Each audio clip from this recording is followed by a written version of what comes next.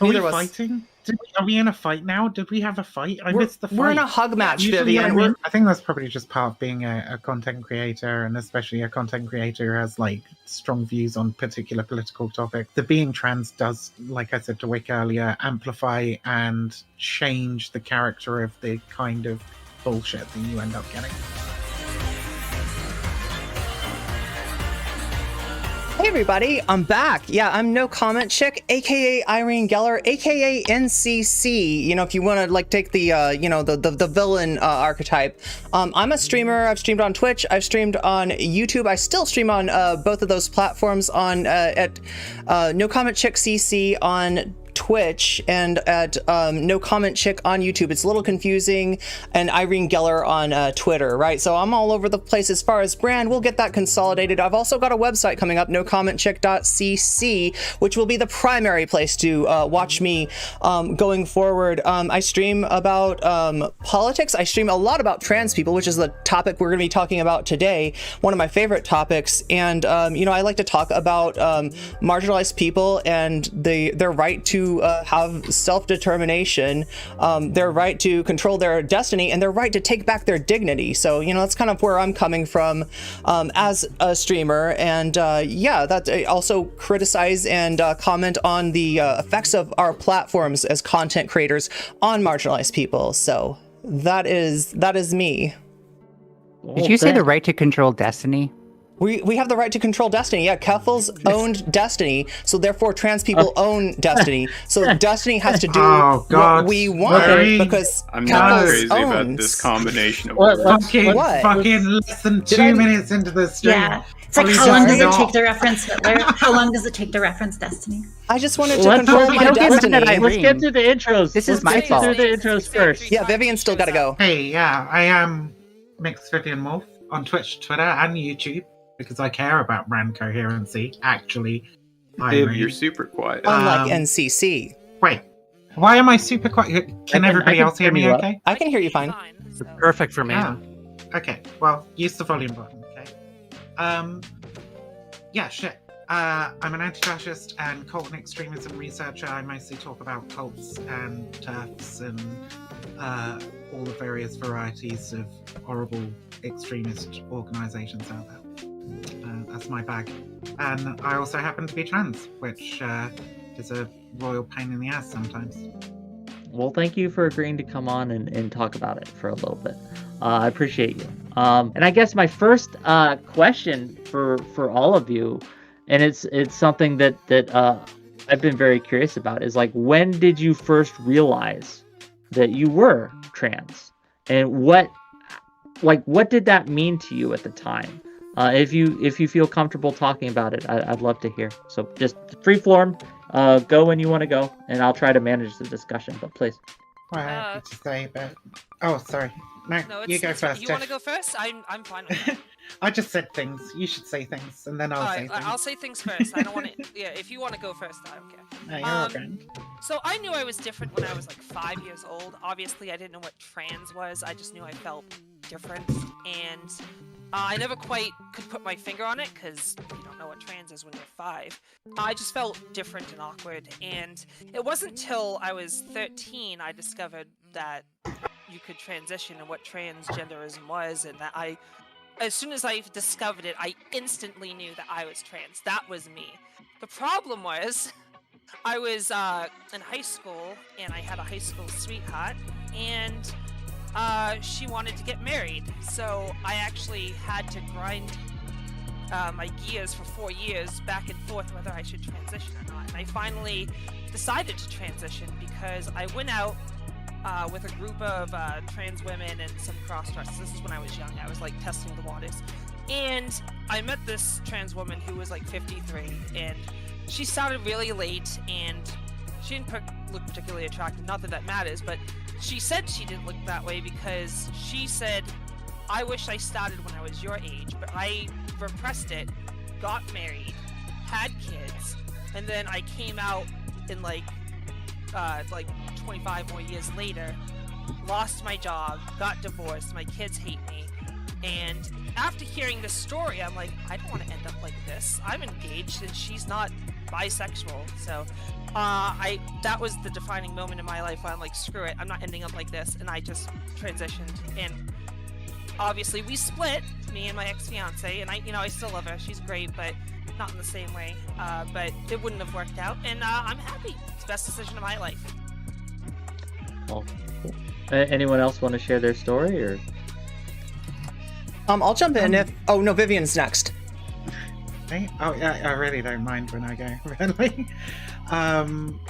So I grew up in the UK, which means I probably have a slightly different experience to some of the other people on this panel. Because when I was younger and I was in school in the United Kingdom, we had Section 28, which for the cisgender audience who don't know what that is sort of a anti-gay propaganda law, much like they have in Russia now, saying that you can teach about being gay in schools. You can, I believe the actual wording of the bill was promote homosexuality as a pretended family relationship. Obviously, this extended to trans people because, they don't really, cis society didn't really distinguish at the time between the two broadly, outside of the medical profession at least. And so I didn't know what a trans person was. I didn't know basically anything about trans people until I was about 18, 19, maybe 20. I'm trying to remember exactly. I'm old now. I'm 33. Okay, so memory. But so when I was younger, I just thought, oh well, I must be some kind of fucking pervert who just likes dressing up in women's clothes and stuff. And I did, for a while before. I was just like, well, fuck it, if I'm gonna be a monster, I'll be a monster, because it's just what kind of felt right to me. And then I got out of where I was. I grew up in a children's home, so I got out of where I was, and the outside world, the adult world, was slightly more accepting, especially the alternative scene. I ended up going to this gay bar, and there were trans people there, and that was the first contact I'd had with trans people in my entire life. And just like Tiff said, instantly everything kind of went, fuck, I'm not some insane pervert, and that was really, really eye-opening for me. And in the beginning, I was like, well, yeah, I'm definitely a binary trans person, because that's the only way that I kind of could understand things. The only trans people I knew were quote-unquote transsexuals who'd gone through absolutely everything. And I thought that I had to want to be on that path as well. It took a few years before I became aware of the concept of being gender queer, which is what we used to call non-binary back in the day. And that fit me a lot better and relieved a lot of the pressure that I felt to get the snip and all that sort of shit, because I was always I feel like this, but I don't hate my downstairs bits, I don't care either way, honestly, but so I don't know, it was a real journey. And I think probably one of the things that everybody will have experienced here, except for maybe some of the younger people, is just that society in general has tried to keep this knowledge hidden from us, which really fucking sucks. And it's when you finally manage to find out that this is a thing that it clicks for a lot of trans people, I think. Anyway, hope that wasn't too long. It was fine. You have your hand raised, Ninetails? Yeah, assuming nobody else is dying to go, because I know Irene wanted to go, but she was also giving other people turns. Sure. I just wanted to go after Viv because she's trying to be the most special trans woman here by being like, oh, I'm from the UK. No, I'm kidding. But yeah, no, I do think I have an important backstory just because I grew up in environments that were directly oppressive to me, realizing who I was. But it really, I think like most people, when I was 5 or 6, I had a lot of confusing feelings, but I would tell people I felt like a half boy, half girl. And nobody ever took that well. I always felt like I was getting made fun of after I told them that. So I pretty much stopped that. And then because of my mom having mental health problems, my grandparents being able to take care of me, I eventually moved to an all-boys group home. And, well, the funny thing is they immediately noticed that I was femme. They're like, right away, like, okay, we're calling you fairy boy from now on, and all the gay jokes are being aimed at you. So, you know, just saying. But at that point, I think that was when, like, the first part of me that was like, okay, I cannot be female, formed in me, because, like, I was just afraid of getting, like, targeted like that for the rest of my life. And yeah, I didn't know what trans was or anything like that at the time either. I only ever saw people make fun of it, so I didn't think like it was a realistic thing. And that didn't really change in me until I was about 25, 24-ish. And up until then, I had been struggling with my sexuality specifically. Now I'm more like heteroflexible, but at the time, because I was trying so hard to be like this straight guy, I was like doing like the pickup bro stuff. Like that's all I wanted was to have as much sex as possible. That's not true. I actually did enjoy my long-term relationships as well. But at the whole time I was like, I'm straight, because I legitimately didn't want to be a guy in a bed with another guy. For some reason, the thought of like two male bodies getting together didn't feel sexy for me to be in. Like I couldn't imagine myself enjoying that. Obviously that changed with the hormones, but I did like the phallus. I did, you know, I thought it was interesting and a little bit arousing, just to keep it PG. And so that created a lot of conflict in me. Like, why do I like male parts, but why is it so hard for me to admit that I like guys? So basically I didn't realize that I could be trans until I saw Natalie Wynn's videos, and then I was like, oh, okay, this makes a lot more sense. And it wasn't like overnight. It wasn't like that, but Natalie Wynn by ContraPoints is who you yes. mean? Okay, sorry. And things inside of me would like by Contra. Amazing. and things would like break apart inside of me that were before holding themselves together, so that way nobody would notice I'm female, or not female, but a woman. And so like as those things broke apart, then I would just like accept, like, you know what, maybe this is a solution for me more and more. And I think the biggest thing is like a lot of the adults in my life, they tried to like hint at it, like, oh hey, like maybe you're not a boy, but I'd be like, no, I'm super guy, and everyone wants me to be male, so I'm super guy. But the reality was, like, I think a lot of because of the group homes and stuff, I had many people raising me.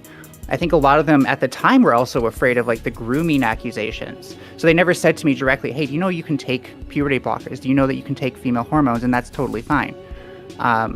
Instead, like they were like, there's this one trans girl in the same group home system as me, so we went to the same school. And they introduced me to her, which at the time, I still didn't know that trans people could exist. So I didn't know she was trans. I didn't know. I just thought she was a girl. And then I dated her because I thought she was a girl. And I thought they were like, hey, you know, here's someone you might find interesting. But like in hindsight, they were trying to say like, you can do this too, without using those words specifically. And I live with a lot of regrets about that, not noticing that and not like taking those hints. Thank you for the story. Anyone else want to share before we delve into this a little more? Yeah, I mean, this is a good question, actually, and it's more complicated than you might think. Some people have alluded to this. There's knowing, and then there's knowing, right? There were different ways that this manifested to me when I was a little kid. Like, I didn't want to be in the pool with my, no shirt, right? I felt like, I wanted to put a towel around me, right? So there were little things like that. I can remember talking to a girl when my parents were selling our home, and their parents came over and just were like, hey, kids, play together. And I was like, okay, this is gonna be your new house. Let me show you the swing set and stuff like that. And at the end of playing with her, she was like, are you a boy or a girl? And it was a more profound question than it should have been. It should have just been like, I'm a boy, like if I, that was what I was. But I was kind of like, wait a minute, like she's telling me that we shared something more as far as friendship than she's used to sharing with boys that she plays with. So there was a little something there. I think I had a dream when I was like 13 or something of putting on my grandmother's earrings, and somehow my grandmother's earrings had the power to just like make me pass. And I went outside and I passed and I felt really fucking good. And I didn't know why, but this was a dream. So like, right, you know, I the dream is over and then I'm just like, well, that was a strange dream. I'm not gonna tell anyone about that because that's super embarrassing. But I remembered that feeling. And then, yeah, it was when I started to meet trans people, like a lot of other people have alluded to. That is when I really, like, you know, sort of recognized myself. And not at first, right? Because not every trans person is the same. And you meet certain trans people and you think, well, I'm not like that. I'm not like that. You know, maybe I'm not trans, but trans people definitely recognized me and they would like tell me about these options. And once I realized, like, wait a minute, this is like a real thing you can do. Like, I could actually like live my life and just be comfortable. You mean putting on my grandmother's earrings? Like, I don't even have to put on those earrings. I can actually just, you know, go outside and be myself and fuck whatever, whoever, you know, thinks. Yeah. And like, so it's thanks to, you know, trans people that I came upon this realization about myself and that I'm even like happy with life, right? Because before it was miserable. And that's my experience. Yeah, that's a, like, from what it at least been shared so far, and I do want to let everyone, if they want to share, be able to share, but a comment and kind of a question I have. So it sounds like the common thread that I'm seeing is that being being taught and educated about what transness is or can be, clicked with all of you right away, or at least seems to have. Is that an accurate kind of takeaway from what we've been talking about so far? I'd say so. Yeah, when Yeah, it wasn't being like hidden behind like, you know, people being afraid of like being called groomers or something, I guess. Okay.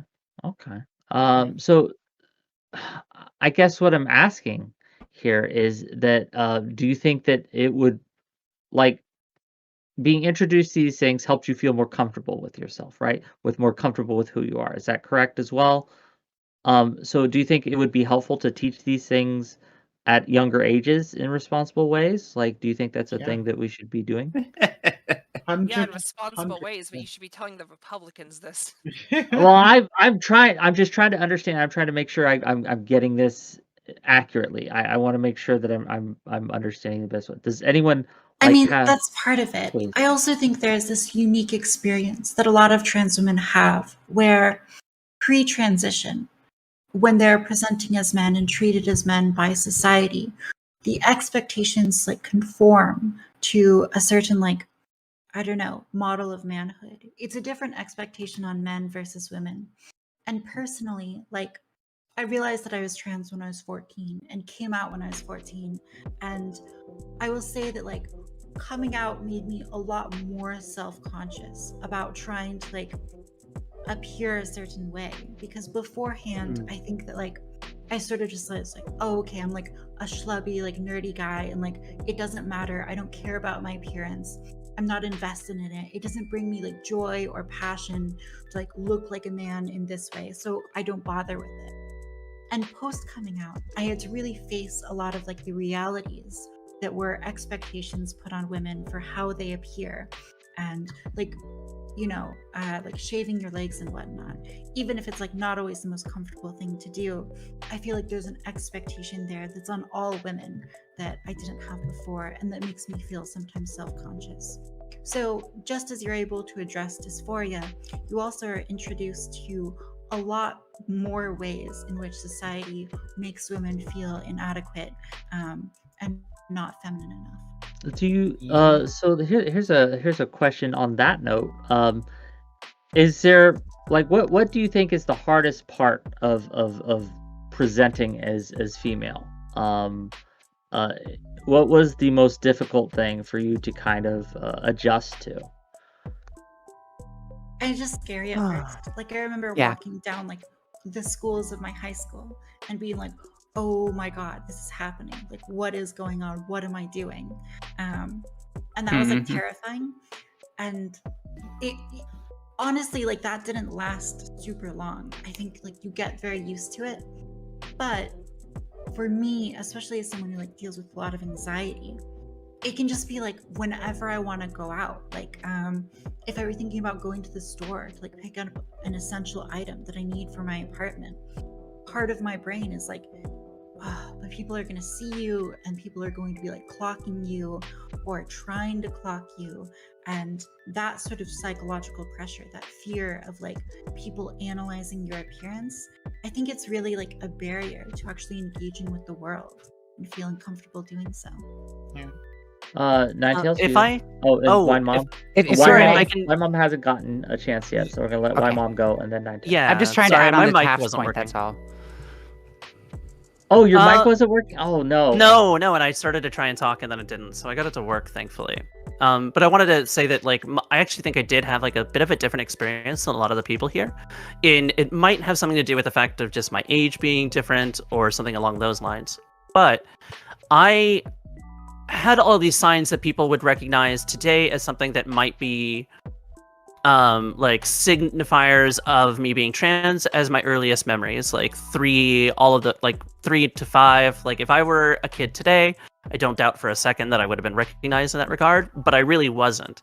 So there I am in like 1986 and going on, as 3 years old and going on from that, not really having any words for who I was. And while everyone here sort of saw something and immediately was like, oh, that's me, what I saw, unfortunately, was more the dark side of it, right? So a lot of the representation that trans women had at that time were like the fucking Jerry Springers of the world. Yeah. And so the immediate the outside of like one PBS special that I think I saw that was pretty sensationalist, my personal first exposure to trans women was as an object of ridicule. And as how long you've been transitioning? I started like about 8 years ago. Okay, so I think we probably came out like close to the same time. Because for me, it was like 7 years ago. And it was like before Caitlyn Jenner came out. I remember that being a really big. I came out that week, so when she came out. Yeah, I was like, I even joked. I said I was like really mad that she came out the same week as me because it like took it away from me. In like my therapist, like counseling thing that I had to go to in order to like convince my mom to let me to bring me to like an endo. And I remember the counselor being like, "Oh, did you hear the news? Like this person came out as transgender." And I just remember like that sort of like that perception being what people associated with me. I hated that. I remember when Caitlyn Jenner came out. I'd already been out a long time when Caitlyn Jenner came out, and I hated it. I absolutely hated it because of her. Her immediate appearances afterwards were not great. The press was not great. At the time, this was sort of about 2015 when she came out, right? The conversation around trans people was starting to heat up in the United Kingdom, and you all know how the fuck that turned out. It was Caitlyn Jenner coming out was one of the worst things, and I remember the trans community at the time going, "Oh my god, this is our representation now. What the fuck is going on? We're so screwed." She has terrible political takes. She's a Republican. She is not our representation. I mean, it's very difficult to find we can say that. representation.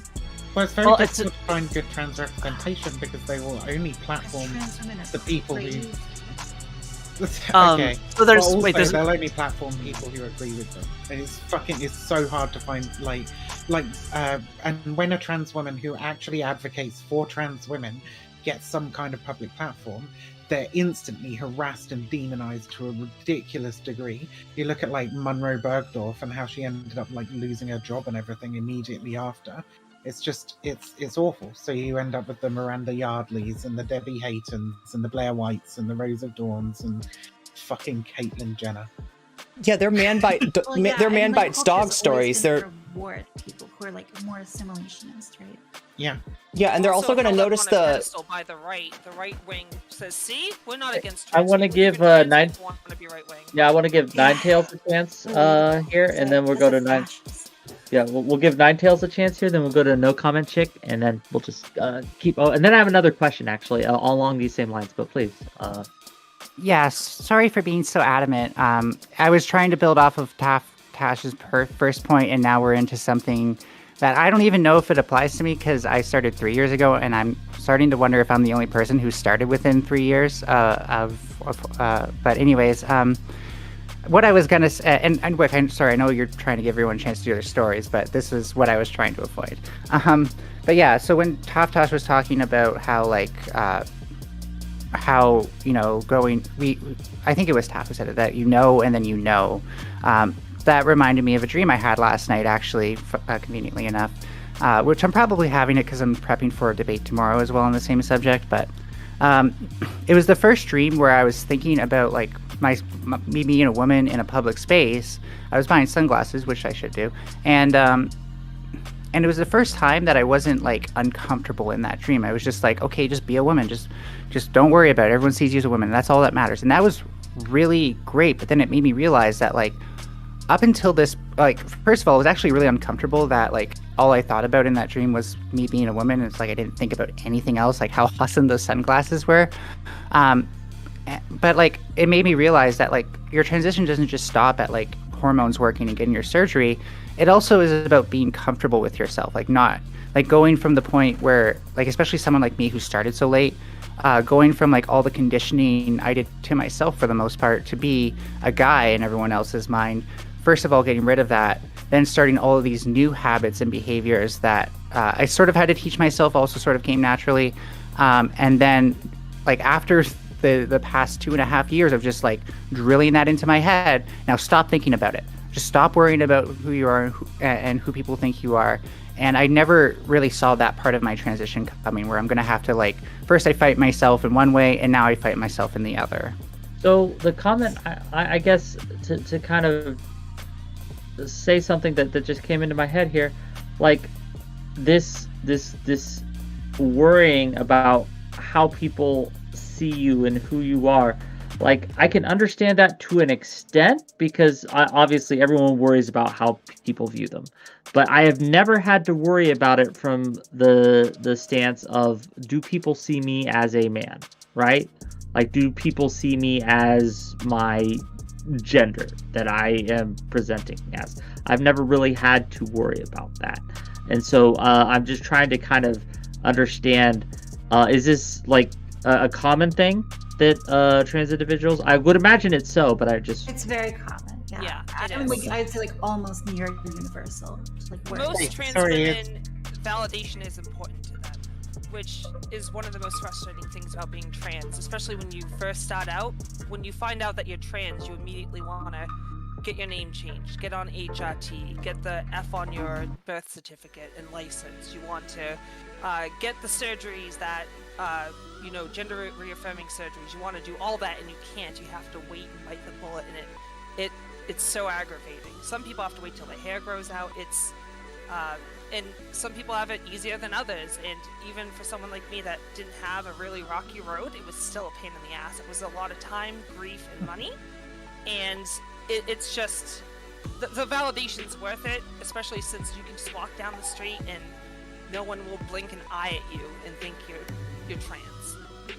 Yeah, Wick, it sounds like... I remember having to stop Go ahead. I remember I had to stop transitioning for a hot minute because I couldn't afford estradiol anymore because it was too damn expensive, and they were asking a fucking king's ransom for it. And so, I paused transitioning. Like my worst fear. Wick, what you were kind of trying to ask about, it almost sounded like you're interrogating the difference between passing and not passing in a cis normative space, right? And like what we really are asking is like, what's the difference, right? How are we treated differently? A cis person wouldn't necessarily know this or be expected to know this, but yeah, there's a huge difference in how you get treated as passing as quote unquote, being taken for a cis woman versus being identified as, any kind of trans person, even though most cis people are not like, they're not horrible. They're not transphobic. They're not trying to bite your head off or like make fun of you or anything like that. But there is a different way in which we're treated. And that's all on the subconscious level for the most part, unless you're in an actual transphobic place with an actual transphobic, overtly transphobic person, but we do notice the difference. And psychologically, it is so much easier to deal in a place where you're just taken as a person, because once you are put in that trans space, your identity is politicized. And living in that politicized identity is a very tough space. Some people are stuck in that space for other reasons rather than being trans too, right? But like, like having experienced a little bit of that, oh my gosh, it's overwhelming. It's overwhelming. I don't know how to. Like, what's the difference? Like, how do people treat you differently? I think it's more of an expectation that like you can walk into a place where there is no politics, where like it's like a store or something, and then someone will take their personal politics and revolve that around you. So you don't feel like I personally don't feel like I can walk through my building without someone making a comment about something, to the point where if someone compliments me on being tall, I think they're outing me. I literally think that like they're just trying to find like a sneaky passive aggressive way to be like, you know what, you look like a guy to me, I need to tell you that. So to be fair, I'm a little bit paranoid, but I think that like that's what this culture breeds, is the feeling that like if someone wants to hate somebody right now, I'm a prime target. I feel representation- for I'm sorry.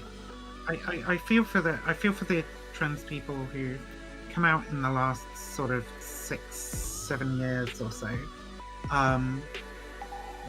You guys have huge advantages in some ways, but you're also being born into a culture where, like, because being trans is like more widely known about, people already have their fucking opinions on it, and a lot of the time their opinions can be negative. Sometimes their opinions can be ridiculously overly fucking supportive, like the whole I've had people come to me and go, oh, I think you're so brave, and I'm like, bitch, I'm just trying to do my fucking shopping, you know. And it's like, I just want to let you know that I support you. Yeah, I've had that 2 or 3 times now. The first time was actually in Starbucks. I wasn't doing shopping, I was just trying to fucking drink some hot chocolate. But like, so previously I would have questions when people clocked me. Like 7 years ago, I would have questions when people clocked me. But the questions would be like just straight out ignorance and curiosity without any necessary malice, unless they were like straight up homophobes. They would just call you the F slur and threaten to beat you up or whatever. But the vast majority of people would just be like, oh, why do you do that? Like, why do you dress up like a girl? Like, is that and you could and you know, you could generally dismiss them with some very like simple answers and not get involved in a deep conversation. But now everybody has an opinion and they want to like voice that opinion on you, and it can make you feel very, makes me at least here in the UK feel very, very unsafe, because a lot of the time that opinion's not a good one. Yeah. So can I ask you a question based on that? So as someone who would have honest, legitimate questions, is there a better way for them to approach it? Like, I understand that it. Maybe not when we're just like trying to go about our business. Like, if you want to know about trans people, there are so many great like trans advocacy organizations, people talking about trans issues on the internet, fucking random streamers and what have you, who have made it their job and vocation to educate people on the topic. You don't need to approach some random trans person that you don't even know, like, with this stuff. Sorry, continue. Oh, I was going to say, and yeah, while we appreciate the support or whatever, the greatest support you can give us is probably just like not be weird about it. Yeah, not going, oh, you're a trans person. Let me tell you how much I love trans stuff. Just like treat the trans person, you know, as you would any other cis person of the same gender. I would shout out very quickly, Bryn Tannehill has a very good book that is aimed at explaining trans experiences to cis people, called Everything You Ever Wanted or You Wanted to Know About Trans. And that would be like a decent place to start if somebody is like eager to understand it and doesn't mind reading something as long as a book. Can I just point out the other end of this, just really quick, just because to keep it, I don't know if you're going to change the subject. If not, then I guess... like, I've been hit on multiple times by people who clearly knew I was trans and was into that. And it, you know, it goes to my ego. But then the second part is like, just because I'm trans doesn't mean you could, like, hitting on me is suddenly, like, you know, fine over like it being harassment for a cis woman. Like there's a point where you cross the line and it's the exact same. And I think a lot of people think that like, oh, trans women want validation, I should just hit on them all the time when I see them. And that's not it, because like even after a point, it's like this seems like they're only doing this because I'm trans. And I don't know, like if someone was only into me because I'm trans, I wouldn't see them as like viable for a long-term relationship, so I actually wouldn't be that into them. So I want it's people to be into me it's- for me. Yeah. You'd It's- have to wonder if they're a chaser or something if they're hitting on exactly. you. Yeah. Yeah. And don't we love our chasers, Oh folks? damn, we gotta have a The only chaser chase I conversation. want is No, we're not. something after I drink a shot of whiskey. That's right. That's what Hey, it is. does anybody think? Sorry, if Whick wants to redirect, that's fine. But I was just wondering. I should think- remind people Taff also wants to talk, so just Oh, yeah, right, I okay. feel bad for cutting her off. No, go. You do that And I first. think one thing No. to understand is that there's like, because trans can include both people with dysphoria and without dysphoria, there's an extraordinary difference between these two experiences and like the needs of different trans people, depending on their status with gender identity disorder. And so, like on this panel, my impression is that everyone here experiences dysphoria, but Yeah. the category also includes like a great number of people who don't, and their experience is going to be really different. Like for me, dysphoria as like a motivating force has been something that's like always like haunted my life and like massively prevented my ability to engage with things, because like I just have such intensely negative feelings about my body, you know, and I've had like breakdowns and like, you know, a lot of tears have been shed. And I think if being trans for you is something that's more about like, you know, just sort of changing your presentation, but it doesn't actually cause you a great deal of suffering when you present one way or the other, that lack of suffering is just going to change your perspective as well. So I think that like because the category includes lots of different people, that's something to keep in mind. That is frustrating. Being, I What don't were we know. gonna say, Viv? I don't know. I was gonna make a comment on chasers. I actually If think that's a topic you all think is important to talk about, like Yeah, let's talk I about understand chasers. Yes.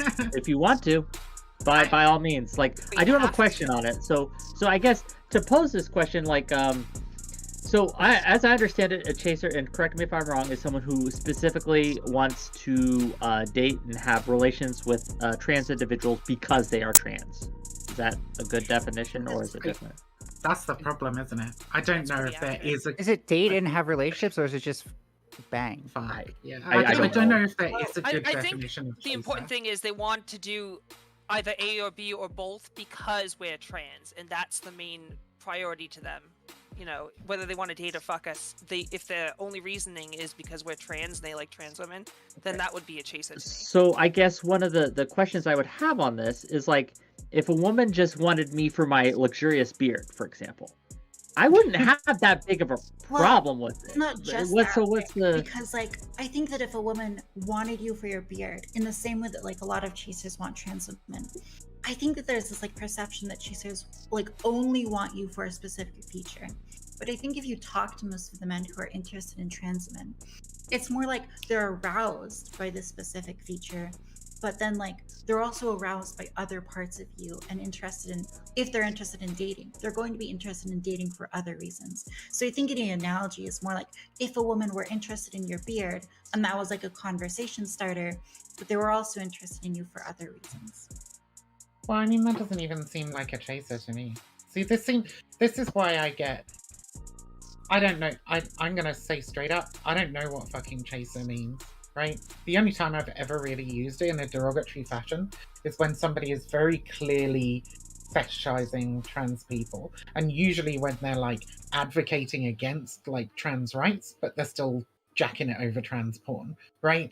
Like it's those kinds of people that are like closeted fanciers of trans people that really get my goat. But the idea that somebody is like specifically attracted to trans people, I don't actually have that much of a problem with, and I think that it's kind of sad that we use it in such a derogatory fashion I agree. if we're not Chaser going to. rights is what I'm all for. Hey, The I'm- way my- they acted the trans women is like not something that should be stigmatized, and I think a lot yeah. of trans women contribute to like that stigmatization. Well, what you're saying is, what I was saying was that if the only reason they want to date you is because you're trans, they're a chaser to me. But if they like you for other parts of you, just as if they're dating any like cis woman, then I So the wouldn't key consider part being them only. chasers. Yeah, I would say that like a chaser is someone who's like they think it's better because you're trans, right? And like I think if a guy is just like fetishizing your body, I think a guy can do that with any woman, and it's just guys are shitty sometimes. Yeah, there's right? a difference between Yeah. fetishization and preference, because you can like Yeah. trans women. You know, I'm a lesbian and I like trans and cis women, but I But prefer how trans do you women. know? I Who's a feel like chaser? Yeah. No, that's what I was trying to go off of. I've never Yeah. met Yeah. anybody that I'd be like, yo, that's a chaser. I have had one guy who made me really dysphoric, and he didn't seem to care. In fact, he kind of got off on making me dysphoric. He kind of got off on like convincing me to do things that I didn't really want to do because they made me dysphoric. And like that's the closest thing I've come. But is he a chaser? Is he like a problem? Is he somebody that I warn my friends about? Not think he's a necessarily. problem, He just wanted to, but not because do he's stuff. into you for being trans. Yeah. Sorry. Personally, for I me, mean, I think it's like that's terrible, right? But it's not terrible because he's attracted to trans women. It's terrible because he's being a bad partner. Yeah. Who's like not checking in with what you're interested in, what's working for you. And I think that's not like a trans specific problem. That's a problem with like men in general, and yeah. people in general. But Because there are a So, lot of men can that I- generally want to date trans women. I do want to. but I they're do want to just- let Ninetails. No, it's fine. have a I've talked chance too much to- already. Oh, okay. But they're just like kind of bad at it. It's Yeah.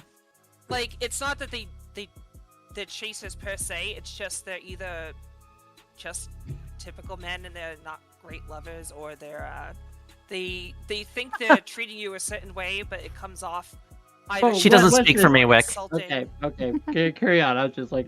I what? think Okay. the chaser stuff like adds to that, you know, like the rhetoric around chasers and stuff really kind of. I mean, let's look at where that term even comes from, right? Like extremely fucking gross origins. Okay, it's just the same as like chubby chaser or whatever, right? Like it's a derogatory term for somebody who's interested in a particular kind of woman, generally, who is seen as undesirable by the rest of society, and it's a derogatory term used to like put them down because of that attraction to those people. And I think that's awful, and I think that's how it often plays out. And how are men supposed to be like educated on how to approach trans women if they're made to feel ashamed for having that attraction to them? So you're sort of saying like that use of that term is like self-defeating and for trans women themselves to be using, right? Because if it's othering these people's attraction in a way that makes their attraction wrong, then you're kind of targeting yourself with that, right? Well, yeah, to a certain extent. Sure. I also want to point out that not all chasers are men. I've had women who were Same. chasers come up That's to me true. and they think it's fun to use the word.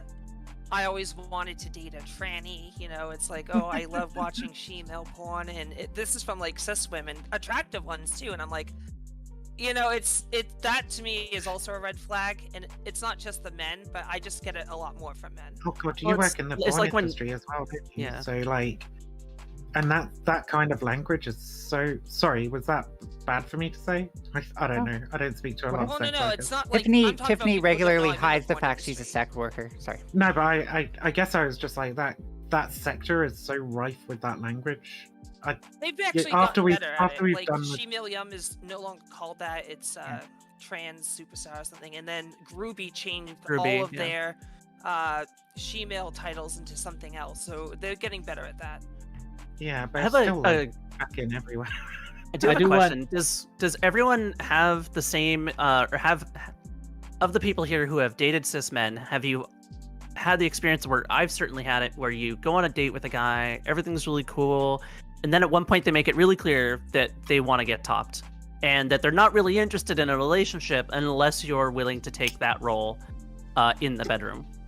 And like, I don't know that I would call that person specifically a chaser when I had that, but it was still off-putting enough that it like ruined everything going forward with that person. I mean, it's fine, but I wish they'd just make it clear before you fucking spend Mm. all that energy going on a date and all that sort of stuff. Some trans women do like to top. If that's their bag, then I mean, I like to Okay. top, but women, not men. Like, if I'm gonna have sex with a man, I want a bottom. You know, I'm the woman. I want to, you know, feel feminine, and it's reaffirming. I'm sure a lot of trans women feel that way. But if I top men, it just feels wrong to me, and I don't like it. But if I top yeah. cis women, it's fine because it's like a built-in strap-on, and they can wear a strap-on too. It's like lesbian play, so I don't find it as big a deal. Well, So as this a goes back switch, to what I Ninetails really- said. Yeah. Like, Can I sorry. actually just clarify on some things Yeah. real quick? I use the word chaser just to be like someone who, you know, wouldn't be attracted to me as a woman. That was probably even worse, and I've learned a lot from what the conversation we've had so far is, so I wish I wouldn't have used that term now. But for me, it is important that like the person who's attracted to me isn't only attracted to me as a trans woman, but also attracted to me as a woman as a whole. And maybe that's just my own personal thing. That, and I was going to talk about being a switch, but I'm now interested in hearing what Wine Mom has to say. Oh, well, the way that you had said that the way you imagined like sex before you transitioned, right? So the idea of like being a guy and having sex with a guy wasn't attractive to you. Like I had that I had that same experience, and I think that like kind of plays into the same to this when we say like, oh, I would totally top like femme aligned people, but I wouldn't top masculine aligned people. It's like kind of a continuation of what that was like, at least for me beforehand. It's just like an expectation that I have and of what I find attractive. So, if you wanted to comment, Ninetails, you may, but I do have another question. Not that this this section isn't interesting. It's just I do have other things I want to kind of delve into. But if you have anything to say to finish off this, okay. So we talk a lot online about like the trans community and things like that. So in your mind, what is the trans community? Do you consider yourself to be a part of this community? Do you think that overall this community, let's just start with that and see where it goes. So in your mind, what constitutes the trans community, and do you feel a part of it, or do you feel ostracized from it? I saw a post recently online.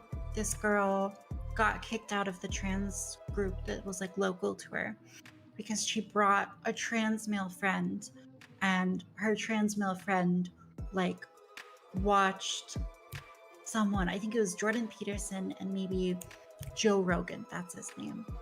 And he got like removed from the group for this reason.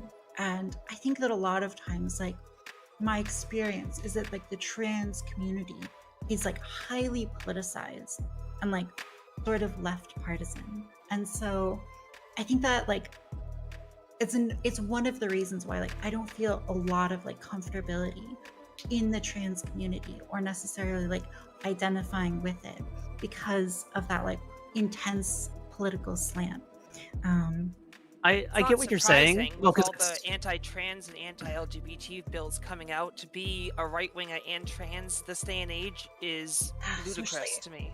So, well, yeah. so like there is sort of an issue of purity testing within the trans community, both online and in person, where if somebody doesn't completely agree with the group's sort of view on trans issues, like 100%, then any deviation from that can make someone, it can get them to be painted as the enemy when they just disagree on some things. This has totally not really been my experience. I think there is like online, sure, but like offline, the trans friends that I like grew up with, or like the trans friends that I know and I've spent time with, some of them are kind of political, but like the vast majority are just people who are like trying to live their lives. We don't really even talk politics all that much. Like, and outside of the trans people I know from organizing, it's like if just you're like talking to like 20-year-old trans people, like people my age are very political in general. They're like pretty left in general. And trans people, like you double both of those things for my age group. And so being left is pretty base, but I think it's also more active in people that are younger or more recently trans, right? Like in those first few years after you transition, you get that like massive shock when it comes to privilege and like what it's like to go through that process and lose the effectiveness that you did have. And like kind of like the older you get along from your like the date that you transition, you sort of like it becomes less trans becomes a little bit less of your identity. Because you're not dealing with it every day. You know, it's not like, oh, this is I've been doing it for 6 months thing. It's like, look, I forget taking the pills all the goddamn time, okay? Like, it doesn't bother me anymore. When maybe like a year in, you're like, oh my God, I forgot. I forgot I was trans. Whoops. I think we one had of the this things discussion like in the group chat beforehand where we were talking about pronoun circles and stuff. And I think that's literally just an encapsulation of how I feel about the trans stuff. It's like I hate talking about trans shit, right? I hate talking about it. And the reason that I talk about it online is because there's such a like gross ass hate movement dedicated to basically wiping us out. Let's be fucking honest. Can I reason. Oh, go ahead. Can I offer my insight on this? Because like Taftaj, that's like a good point. And like the way I see it is this, okay? You got two audiences as a trans person, and especially as a content creator. You've got a trans audience and you've got, you know, a mainstream audience, which maybe includes trans people, but it's predominated by a cis perspective, right? And you kind of got a choice of what side you're going to appeal to. Now, I'm going to be the first to say that there should be some nuance here, right? I'm not somebody that thinks that like, you know, it's like all one way or all the other, but I will say that the more you stand up for trans people and our self-determination and you call for our dignity, the more you're going to tend to lose that cis mainstream audience. The more you cater to that cis mainstream audience, the more you're in danger of losing that trans audience. So I empathize with you, Taftaj, in having to kind of do that tightrope act, that balancing act. But, you know, I think that's really where it comes from is when some trans people don't feel comfortable with somebody like a Buck Angel, you know, in their midst. It's because Buck Angel, Calvin Guerra, you know, what have you, have done so much harm to the trans community, right? So, but yeah, I empathize with you.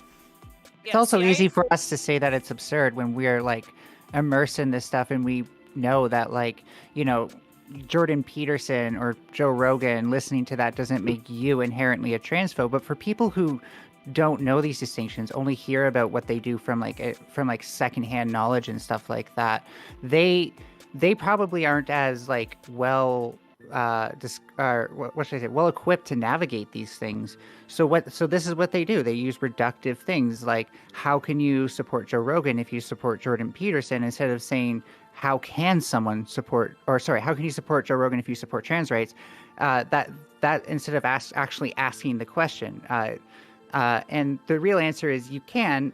It doesn't make you like, you know, an enemy of the trans group. But a lot of people who are trans first and then political second, unlike a lot of us here, the distinction doesn't matter. All they know is that, like, how can you listen to somebody who hates trans people? Which I'm not saying is a valid worldview, but it's kind of expectable, especially for younger people who are just like maybe being introduced to this stuff. Yeah, I was just about to say that.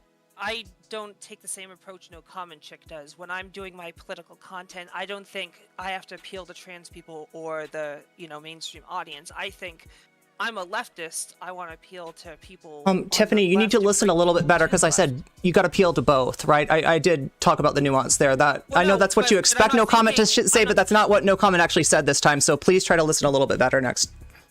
If you want to jump off of my point. Yeah, I just wanted to make sure I wasn't strawmanned here. Or straw woman, as the case may be. Cater to the. You're going to tend to. I'm talking about a tendency. I'm not talking about an absolute all or nothing. I'm not a black or white thinker. I know that might be my reputation, but that's not actually who I am. The point is, there are some trans people I don't want in my community. Some of them are right wing. I don't want any bigots in my community. I'd like to pull people from the right to the left. So I cater to the left, whether they're trans or cis or mainstream, as you put it. It doesn't matter to me. I'm not trying to take the trans side. I'm taking the right side, if you know what I mean. So that's why I think I get along with the trans community for the most part. I feel like I'm a part of it. I defend them. I make videos on them. Most of the trans people I know, IRL and even online, I get along with. I don't run into too many issues, but maybe that's because I can take shit. I'm not easily offended. But also, there's Sorry, I'm trying to figure out how to put it. Take your time.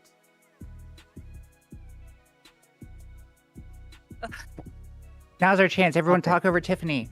Yeah, if you want to talk over me while I think, because I had Okay. it on the tip of my tongue and I just While you lost think, it. let me know when you want back in. But I believe Taftaj had something to say, and Dr. K, if you have things to say, please feel free, jump in. Yeah, I'm notable for being the one here who probably passes the worst, and like I have probably the most divergent views here, so I'm probably gonna keep it a little on the DL. Whatever you feel most comfortable with, please. Taftaj, please. I mean, I think that like this is an experience that is, again, like not necessarily unique to the trans community. Whatever like minority group that you exist in, a lot of times you can be made to feel like not a part of the community because you don't have a certain kind of politics. There's this Black conservative guy, his name is Coleman Hughes, or he's like maybe more just like moderate, and he talks about how he gets like comments from Black people telling him that he's like not really Black or not really like part of the movement, whatever, and how he feels like often alienated from like, you know, other Black cultural, you know, institutions because of that perception, despite the fact that like his experiences, you know, growing up were like very much enforced the idea in his head that like you are a Black man. So he has these experiences, life experiences on one hand, and on the other hand the community is telling him, no, you don't get to be a part of us because you're not, you know, down with the current cultural milieu as we see it. And so I think that like, again, it's not necessarily unique to trans people, but it's definitely something that a lot of times you're going to experience if you disagree with like the current zeitgeist and what people are generally saying. Taftaj, what do you do to reach out to those people? Like, what is your, I mean, what do you, or anybody really, I'm wondering what do you think the best tack to take is with people if you got like a buck angel in your community? Like, how do you outreach them without alienating? Sorry. Go ahead. Like a buck angel? I mean, or you know. I think that like someone who's like very critical of like the trans movement would be like very, I don't know, maybe at home in like my chat and like my Discord and whatnot. Mm-hmm. So I don't know if I need to like necessarily work hard to make a space for them, but on the inverse, I do feel like I try to make a space for like making sure that when people are engaging in debate or discussion or criticism, they're doing it in like a good way. And so like, I think just recently someone in my Discord server was like making fun of like this trans woman's appearance. And I was like, cut that out. Like, don't do that or I'll ban you, because I think that's like a really shitty thing to do. And so as far as people have disagreements, I want people to come at those, you know, with sincerity and, you know, really trying to find meaning from that rather than just like attacking each other. And I totally agree with that, by the way. What I was explaining was like why these things happen and how they don't reflect on the trans community, which you agreed with. I like the idea of addressing this stuff on its merits rather than just like, you know, dismissing somebody because of who they listen to or what they are assumed to believe. I wonder if that's something we can expect people who already have trouble navigating these things to do, because like this is not an easy discussion to have, even if you are trans. Like there's so many things to talk about, and a little bit of knowledge can go a long way. And like as it's been pointed out here, not everybody wants this to be so politicized that, you know, you have to become an expert in it. We just want to live our lives. So I think like what they're doing is almost like not a rational compromise, but a slightly reasonable and expectable compromise, considering that like in order to be able to address somebody like that on their merits, you have to be like where we're at, and not everyone wants to do that, and I don't think we should ask them of that either. Yeah, What do you you mean opened it's your okay? story. You opened your story with somebody who'd been like ostracized from their local trans community for like basically being a bit of a Joe Roganite shitter, and like that's a problem. Yeah. I just don't. Like they kinda weren't remember even what the I was person gonna who was say. watching him. if I can. Yeah, no. And I it does just- kind of relate to what you're talking about now. Sorry, my brain's working again. Okay. Okay, so here we go. We'll let Tiffany in finish her thought, and then Okay. Mixed Viv will go next. Cool. Yeah, I was going to say that even though I consider myself part of the trans community and I enjoy the trans community, there are people who are in the community that are gatekeepers or what are they called? Woke scolders, and they Girl don't bosses. particularly like me. Yeah, and they don't particularly like me.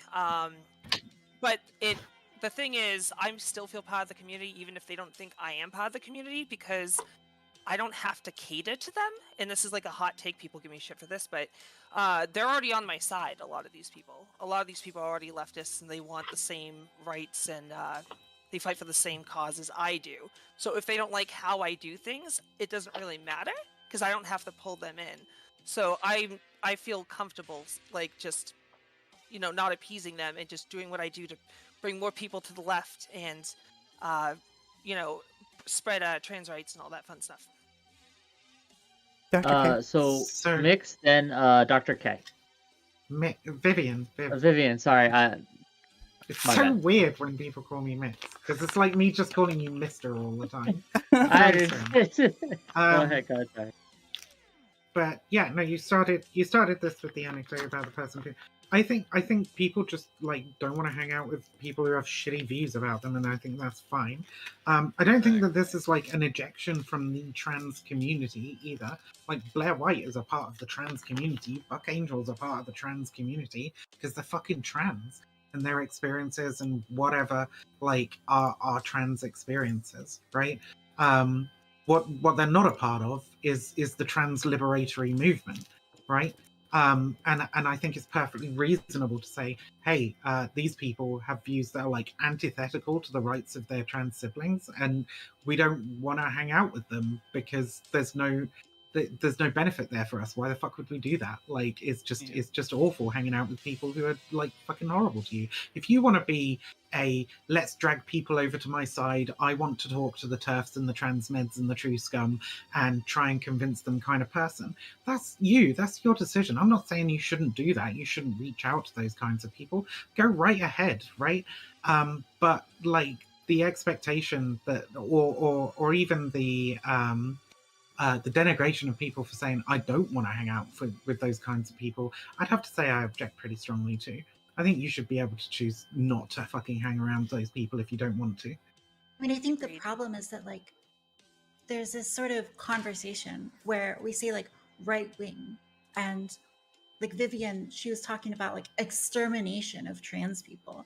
And I think that, like, when you have someone who like watches Joe Rogan or Jordan Peterson or whatever, I think that, like, knowing that they watch these creators and like maybe enjoy some of the things they say, I think extrapolating that out to be like, oh, they want to exterminate me and other trans people is Sure, pretty it unfair. wouldn't be enough for me to say that about them.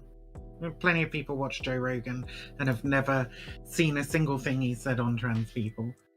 Exactly. Yeah, So, it's fine.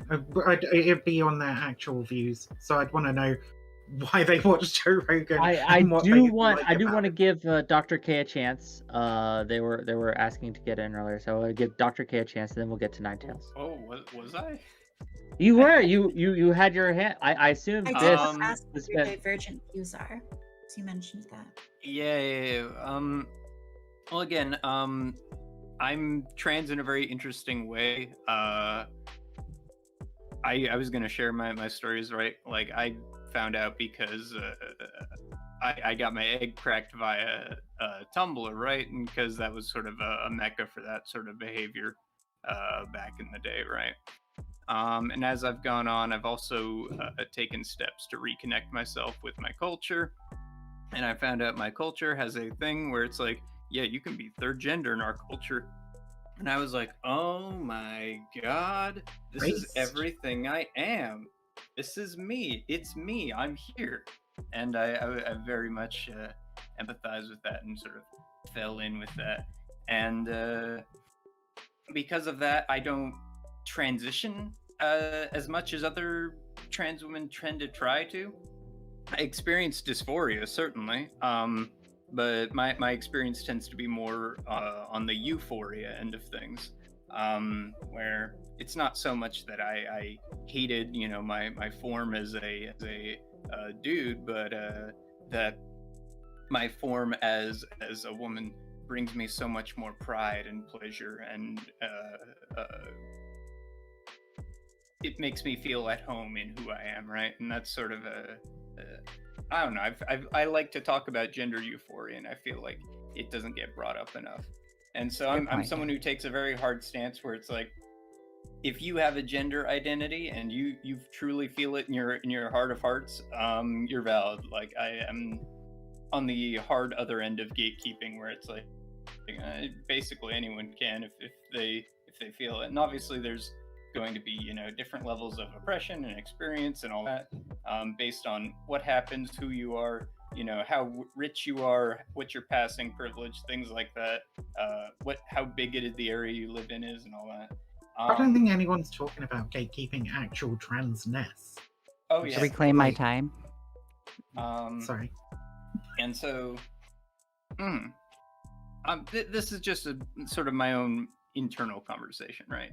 And so, when it comes to all this, right, I see that there's a lot of attacks on a community that I'm a part of, that I feel like anyone and who you know has that divergent identity is a part of, and that, you know, to not want to be around people who, you know, are members of a group that are actively, you know, behaving in a way that is antithetical to your existence and trying to legislate you out of existence.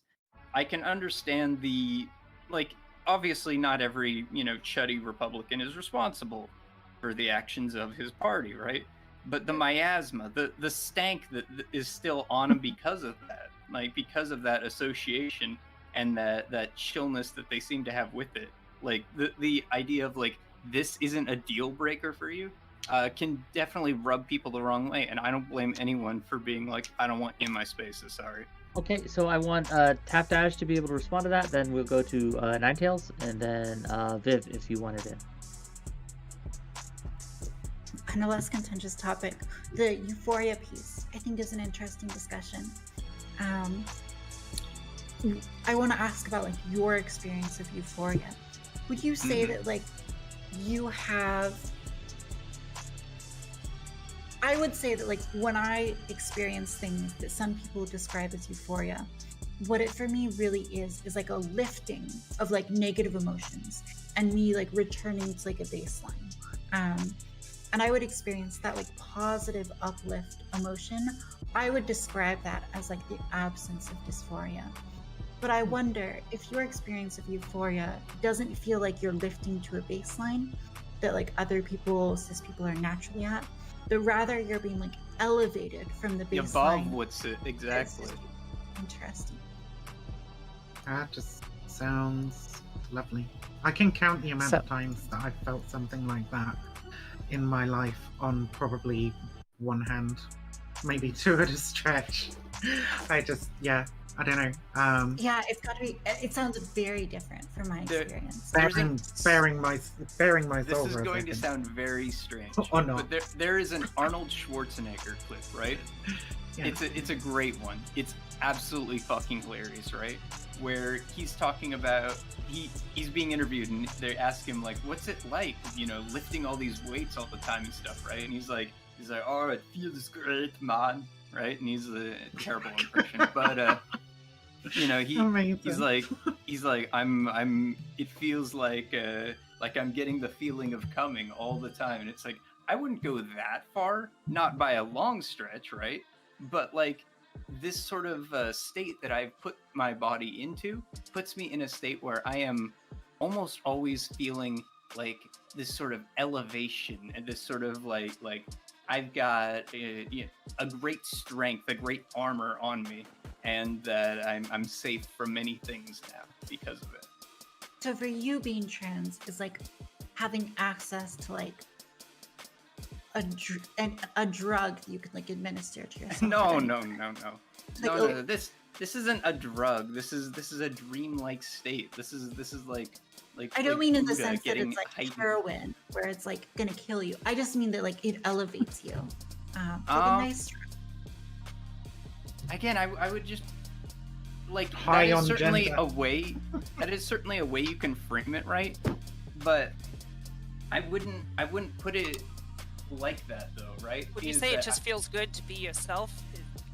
exactly. It's like this is my natural state, right? But I feel like it's not like I'm getting back to my natural state. I feel like everyone in this world is a little bit miserable with the state of you know, their expression of things and things like that. And this just brings me one step closer to being back at the baseline we're supposed to be at. Right? In humanity in general. I want to give Ninetails a Exactly. chance to get in here. So Ninetails, please. I mean, I had a lot to say, but it's gonna sound like I hate this euphoria conversation at this point. So Oh, the moment seems to have passed because, yeah. apologies. Well, this is a thing that a lot of people have questions on, I guess, because this isn't something I've been exposed to before. I've never heard it described the way Dr. K is describing it, at least. So it's new to me, and it sounds, and I don't mean this to come off condescending, but it sounds spiritual, a very spiritual kind of thing. There's a level of spirituality to it, certainly. Okay. For So me. do you feel that it's something that people could get from other sources? Like if or do you think it's specifically due to your transness that you feel this way? It is. This feeling that I get is a feeling of correctness with oneself, right? That the self you see in your dreams, in that of your spirit, right, reflects more closely to what I am in the real world. Can people get this through other means? I mean, Really quickly, I'm going to cut in here, and I just wanted to say I don't have anything against Tiffany. We got into it a little bit there. I can see Tiffany reacting to that, talking to her chat. Hope she's not upset. I don't have anything against her. We just, disagreed on, I think she didn't understand one of my points, but just wanted to make sure that everybody understands the claws are not out. It's all good. like I am. It's not like some shit where I'm like I literally am, but it feels like I am a sort of cultural descendant, at sort of, as it were, of what she is supposed to represent. Yeah, like this, what you're describing actually reminds me of a moment I had before I even started transitioning or realizing I could be trans, but it kind of like, it was a moment where I realized where I want to be. And it's not like to say like, I have to be this to be comfortable with myself, but it was like me realizing that I wasn't being my true self. And I was sitting on the bus and I don't know what it was, but I was thinking a bit about like how good it'd be to be pretty. And then I just kind of like sat up straighter. And I felt differently about myself. I don't know really what brought it on, but I felt like if I could feel like regal and beautiful as myself, not like beautiful. You're cutting out a little superficially. bit. Like I don't know if that's just on my end, but you're just. I hear it A too. little bit robotic. Here, let me just close some things. Is that better? Because Yeah. Yes. Carry on, Discord's please. acting all it's acting all funky with the video on my end, but it's fine. So like it was just this moment where like I felt like better than myself. And it wasn't just like, I have to be a little bit more classy or anything like that. It was like on the other side of that was me feeling feminine. And that was like the first time in my life that I ever like, it's not like seeing it, but it's like with my mind's eye, I saw who I wanted to be. I saw who my ideal self was. Exactly. Is this a common thing that you've all experienced? Like, does anyone want to talk about this more, or Taftaj? A little bit, yeah. I mean, I think like a big part of being trans, and one of the difficulties with having these discussions with other trans people or healthcare providers or the general public, is that so much of trans experience is filtered through the process of self-reporting. And so like when we hear these stories about like, descriptions of how people experience being trans, sometimes people use like the same language to refer to different things, or different language to refer to the same thing. And so like, I think that like, I do experience like some of the euphoria that like Dr. K is talking about. or some of like the comfort with like being, or you know, a realization of like an ideal self that Nine Tails is talking about, but I might just like phrase it differently or use different language to describe it. And so, yeah, I don't know. I think that like really that like ability to like really get down and understand like what we're talking about is important. I just, Please, Viv. I just, yeah, I, the whole gender euphoria thing, I guess I've never really gotten, but then, like, due to various circumstances and the UK being a fucking hellhole, I've only really been on, like, hormones for about 3 months in total in my whole life, and not now. That was a long time ago now. So, like, my access to medical transition just hasn't really been there. And so I guess I've never really, like I said, I can count those instances where I've, like, gone, yeah, no, I feel 100% like me, and feel great about it. Like, I can count those probably on one hand. Most of them while I was a little bit younger as well, and it was easier for me to pass when I was younger. Yeah. So we talk. You had your hand up, Tiffany. But before I allow you to go, I do have a follow-up question, I guess, for the people, and I'll let you address it first if you'd like. So you mentioned you haven't been on hormones for a lot, if at all, Vivian. And so I'm wondering, do we think that that's a necessary step to achieve this euphoria or is it, could it be for some people and not for others? How like, I'm just trying to understand it. I can't speak for anybody else, only my own experience. All I know is that, like, dysphoria has been a constant companion for me throughout my entire life, and I'm yet to have found the things that can entirely alleviate that. Okay. Tiffany, you had something to say? Yeah, I can't speak for every trans woman, obviously, but I might include myself and a lot of other trans women that I know. A lot of us will go back and forth between euphoria and dysphoria. There are days where I wake up and I think I'm like hot shit and that, you know, I can just go out and bang anyone. And then there are other days I wake up and I think I'm the ugliest, worst looking woman in the world. And it just, it's a constant struggle, and I just try to keep it more on the euphoric side than the dysphoric. And if I feel dysphoric, I try to identify why and then fix it. But sometimes it's hard to identify why, and sometimes once you identify it, it's not something you can just fix. So I feel like a lot of trans women struggle with that.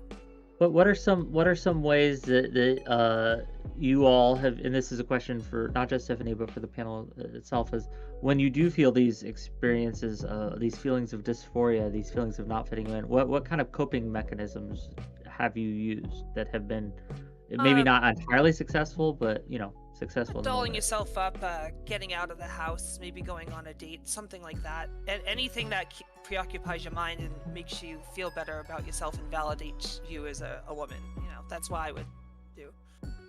I think sometimes the problem is that when you get in these states of mind where you're just feeling so terrible about yourself, it's hard to motivate at all to do things like, you know, put on makeup or go outside or take care of yourself in any way.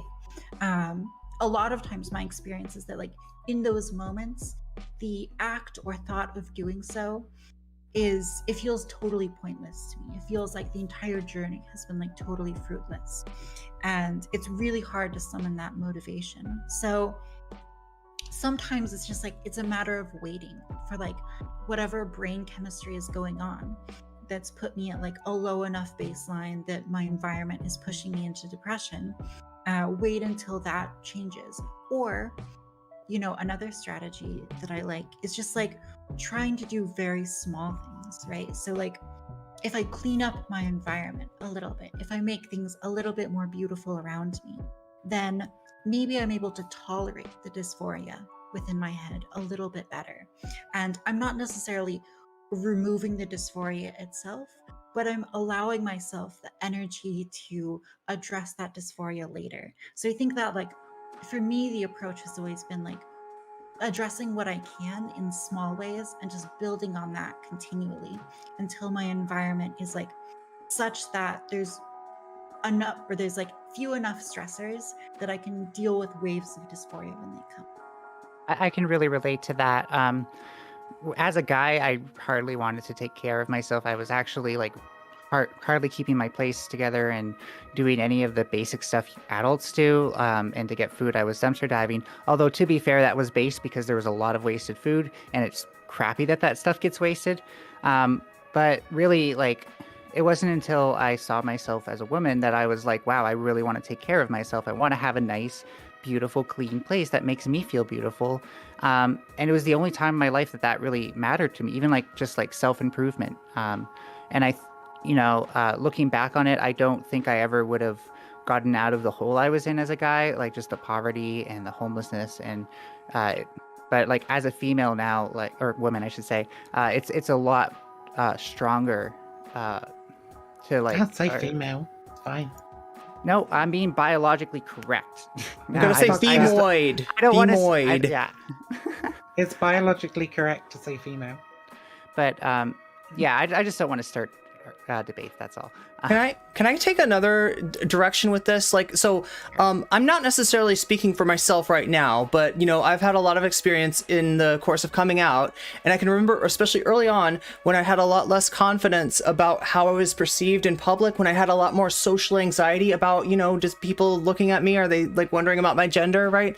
A lot of times what I would do is, instead of taking it and like dolling myself up and looking really cute, I would throw on a big hoodie and like jeans and try to look as like androgynous and just amorphous as I possibly could. And yeah, this goes out to all the boy emoters out there. You're valid. I know I joke a lot, but yeah, I mean, this is like a way that people deal with that kind of stress, is to kind of put themselves in this place where, I don't know, maybe they feel like you try to be like a wallflower, but yeah, you know, I mean, like the hoodie and the, you know, I mean, it's like it's the uniform, right? And just don't look at me. that's a valid way to deal with it too. Although, like, you know, like you might have complicated feelings, right, about it. You might want to do something different later on, but yeah, it's how like for school, for work, for all these things that you got to do. You know, sometimes you end up kind of going the other way and de-emphasize, looking like you're not trying to appear too feminine, and then getting really happy when somebody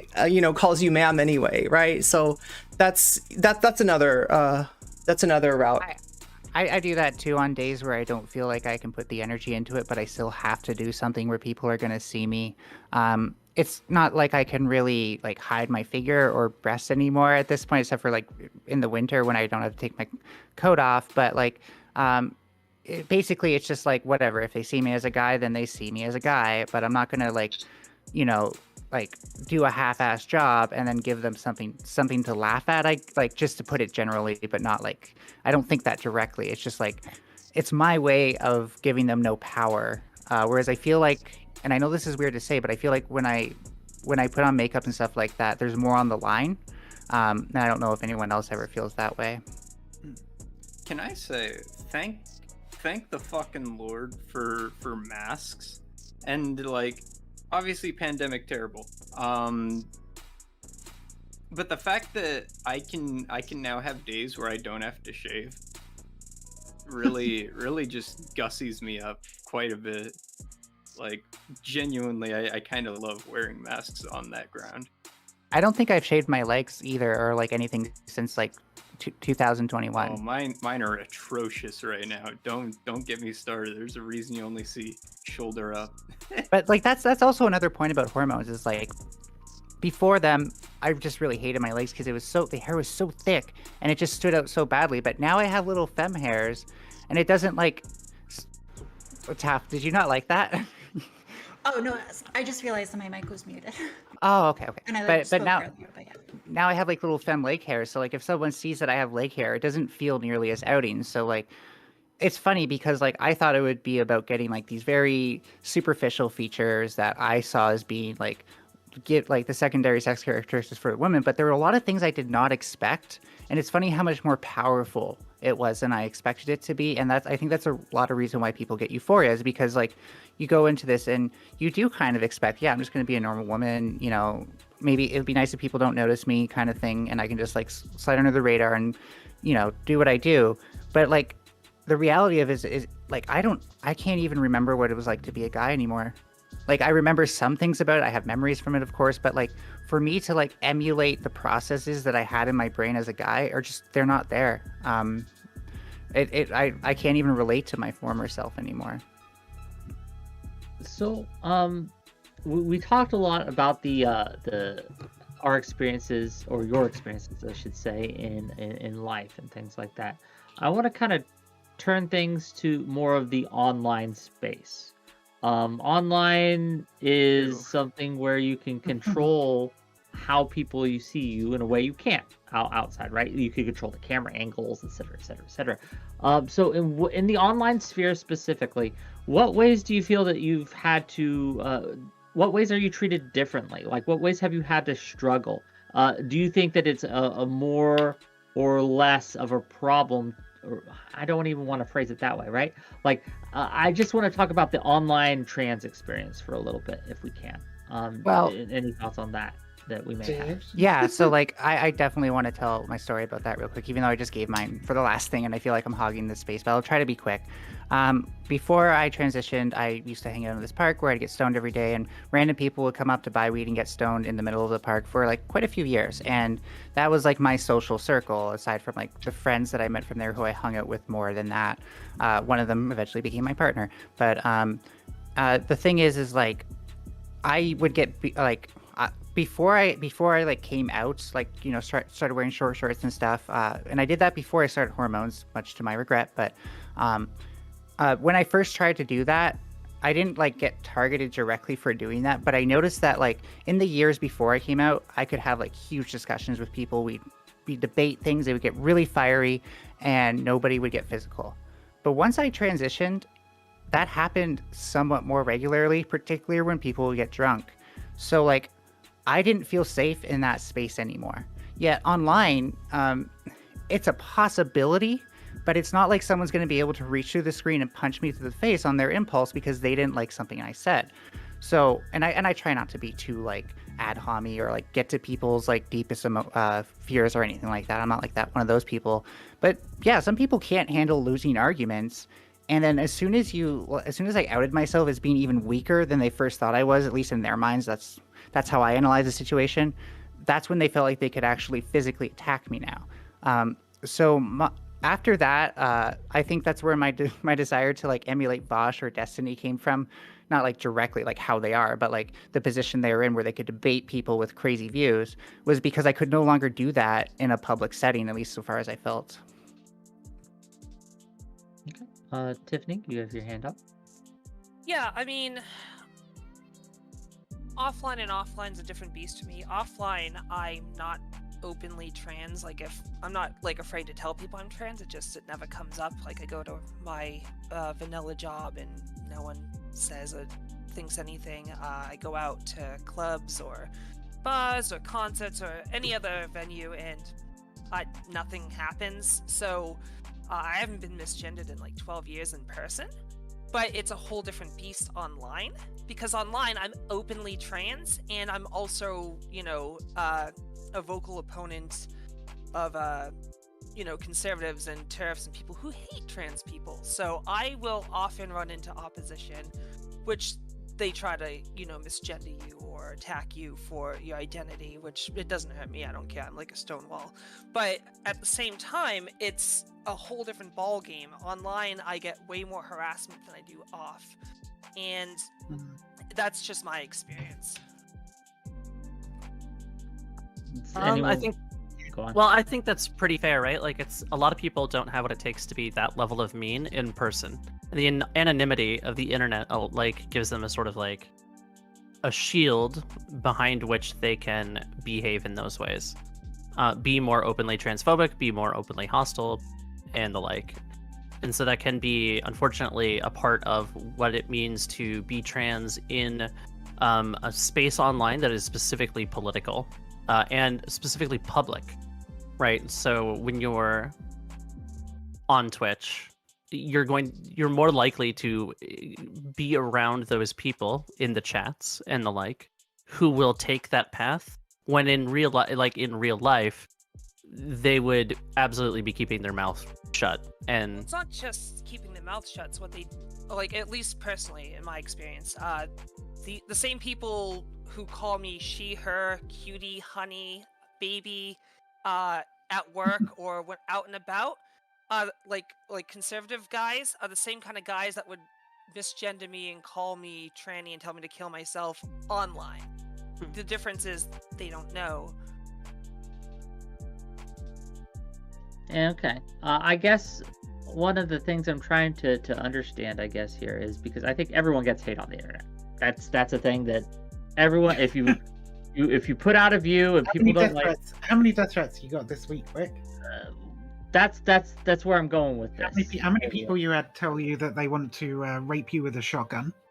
That's where I'm going with this, Vivian. That's what I'm saying that we. So that's my point, right? Is that Yeah. like the nature and the intensity of the hatred that trans people get on the internet. Like, I really fucking hate. I'm sorry if I came out the gate a bit aggressive there, but I really fucking hate it when people say shit like, "Oh, everybody gets hate on the internet." Because what you class as hate is just somebody calling you a tosspot, right? Or going, "Oh man, Wick had such a shit take. What a dickhead," right? Whereas, like, for a trans person as a public-facing figure, okay, and even when I'm not involved in any controversy at all, I recognize that I can be a controversial figure sometimes, okay. What? I will have several messages in my inbox a week, right? From people who are like shitting on me literally just for being trans and offering me the most horrific fucking abuse and death threats and shit. You don't get that kind of hate just for being a dude, right? Like, that doesn't exist. I'm sorry, I've never seen it. Maybe there is some kind of massive misandrist movement out there mailing everyone. Can I latch on? Can I latch on to something Ninetails said? In terms. Oh, sorry. Vivian, were you done? I said. Oh, no, we're in different places where you are. Okay, anyway. So, yeah, I wanted to latch on to something that Ninetails said, right? And here's where it comes in, okay? And it's a complicated thing, because I think this is how it works. There's like a code of honor among guys, all right? Now, some of you guys you're kind of over it. You kind of know it's bullshit, but sometimes you fall back into it anyway, because it's just unconscious and it's everywhere. It's in the air you breathe. It's in the food you eat. It's in the water you drink, right? It's everywhere. So what will happen is when you lose a debate to another cis guy, I mean, that's going to happen. You're going to take your W's, you're going to take your L's. If you're a debate bro, hopefully you're going to take more W's than L's and keep your momentum rolling and keep your community strong and make them feel powerful and that you're powerful and all that stuff. That's how, debate streams work.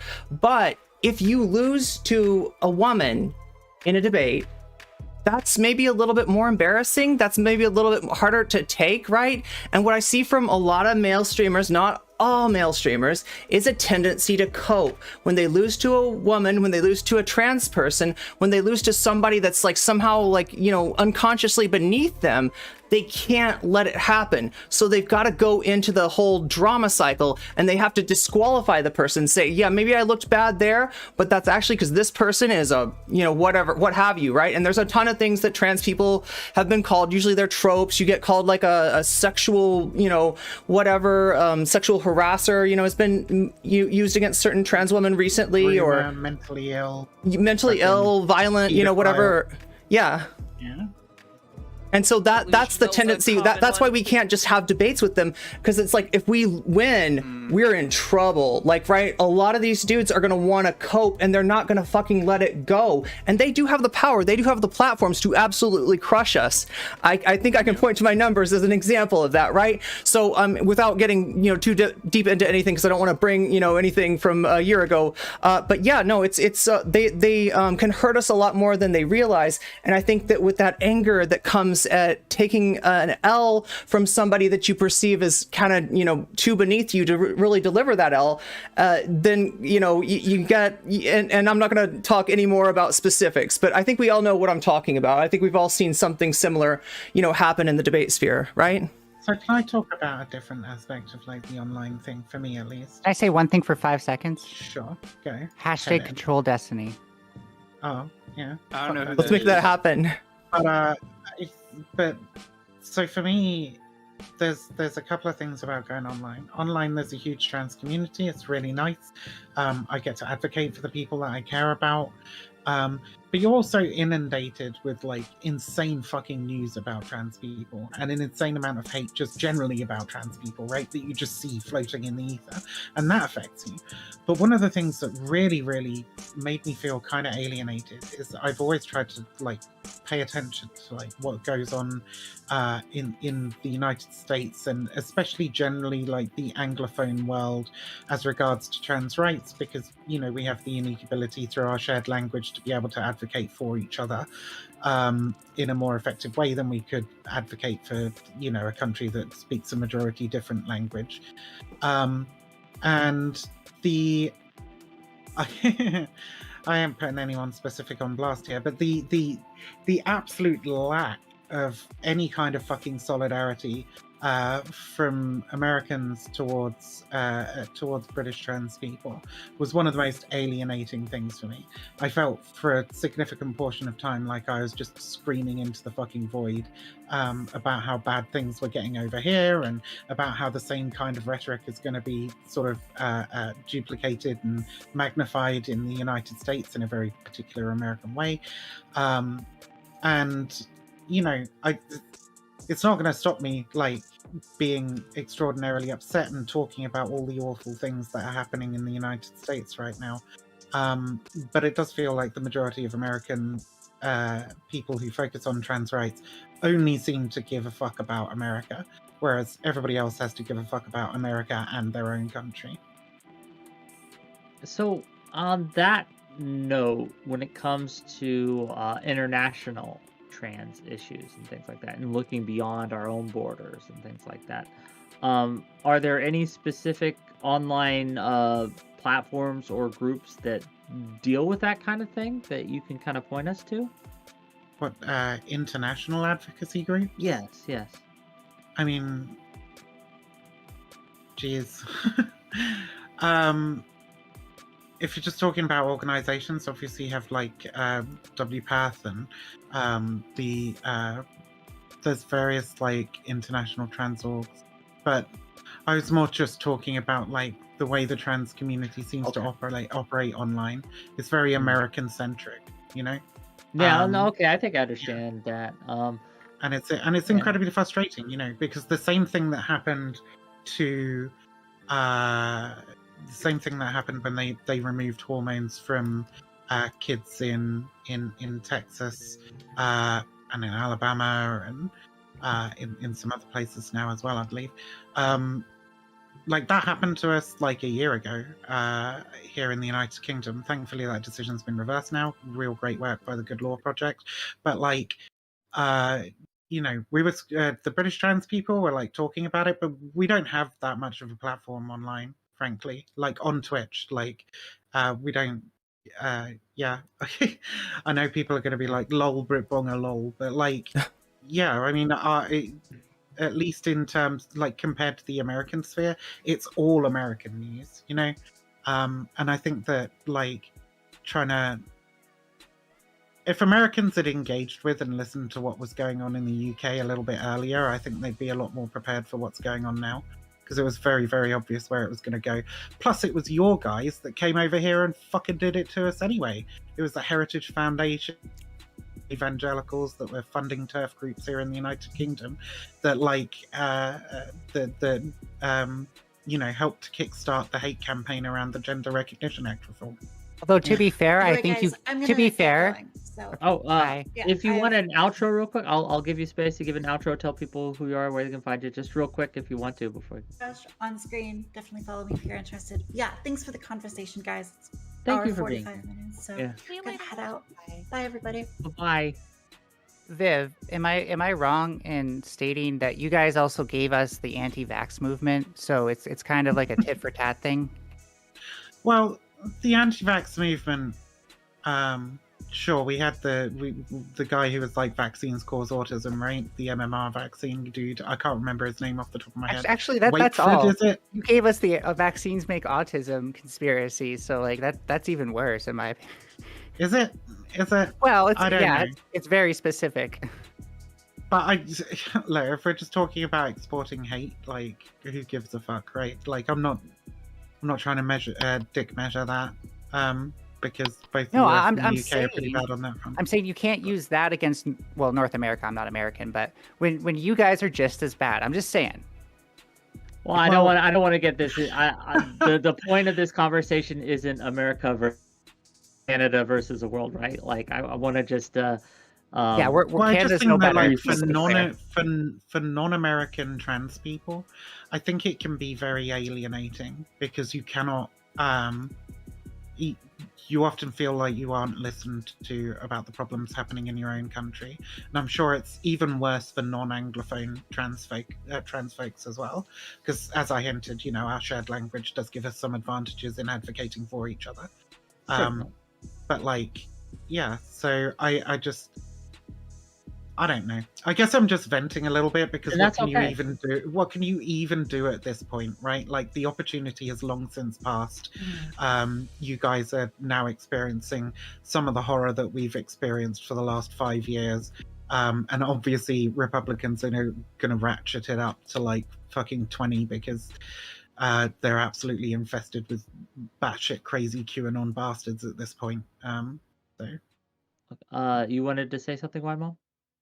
I kind of wanted to bring it back just a bit to something that No Comment had said earlier, and Mike, in the way that cis people in these spaces have reacted to like criticisms from trans people, and I think I could see a lot of different times in recent history where we've seen a lot of sensitivity from larger streamers when they might get called out by people in the trans community, and I was wondering if people had any Oh, they don't personal care. experiences with that. I have an experience like that.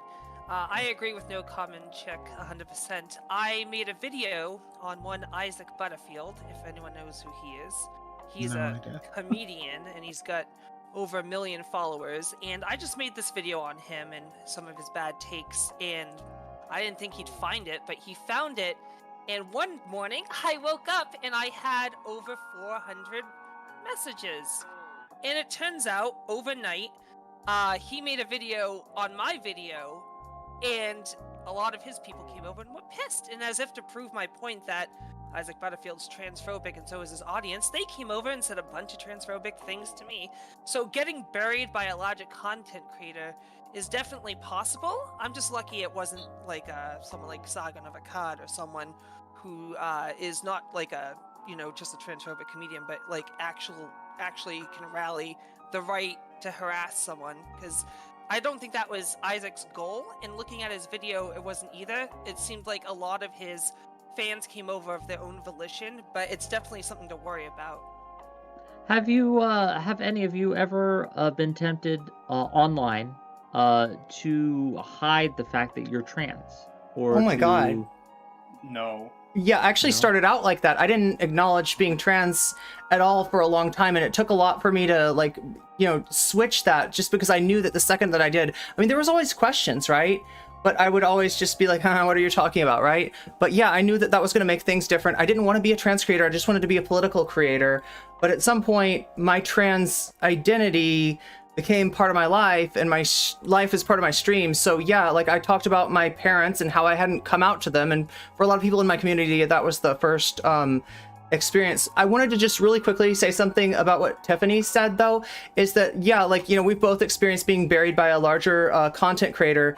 It's really tough, and the best thing you could do for somebody in that situation is don't let them get isolated, because the people that are coming after us, the only weapon they have against us is to isolate us, to say something bad about Tiffany, to say something bad about me, to make people want to say, oh yeah, no, she's bad, I don't want to mess with her. You don't want that to happen. And I want to say that during the time when I was getting lambasted and stuff, Tiffany was one of the only people who wanted to do content with me, and I was just too paranoid to let her come on, and I really should have. And I just wanted. Still want to do content with you, by the way. Well, I'll bring you on. same. Yeah, You're forgetting I existed at that time. oh my God, no, like that.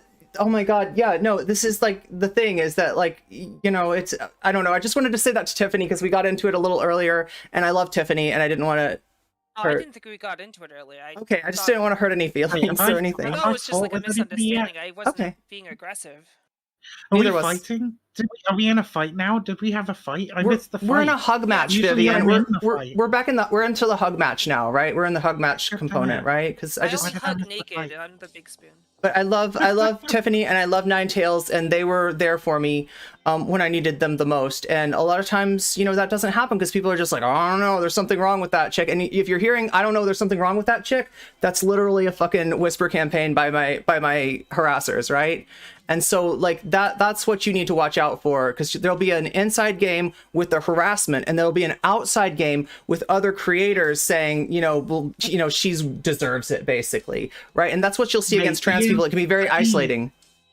Yeah. Insane bullshit that gets spread about me, and it only really Yes. comes from like a couple of creators that you have a beef with, right? But if they have a large enough community, and you just hear the same lies about yourself repeated over and over and over again, it's fucking insane. I think that's And probably as just part sorry, go of, no, please finish. I think that's probably just part of being a content creator, and especially a content creator who has like strong views on particular political topics.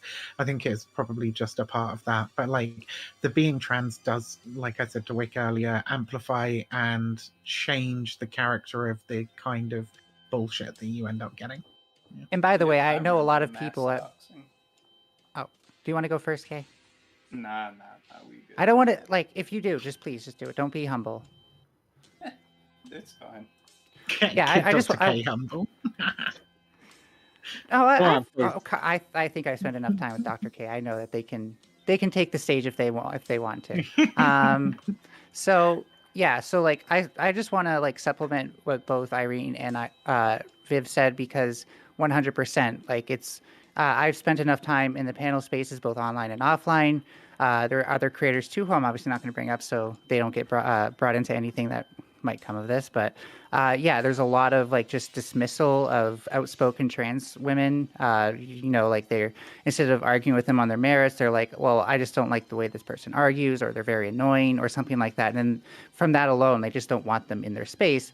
And then they'll definitely say like terrible things behind their backs to justify like isolating them and keeping them out of their space.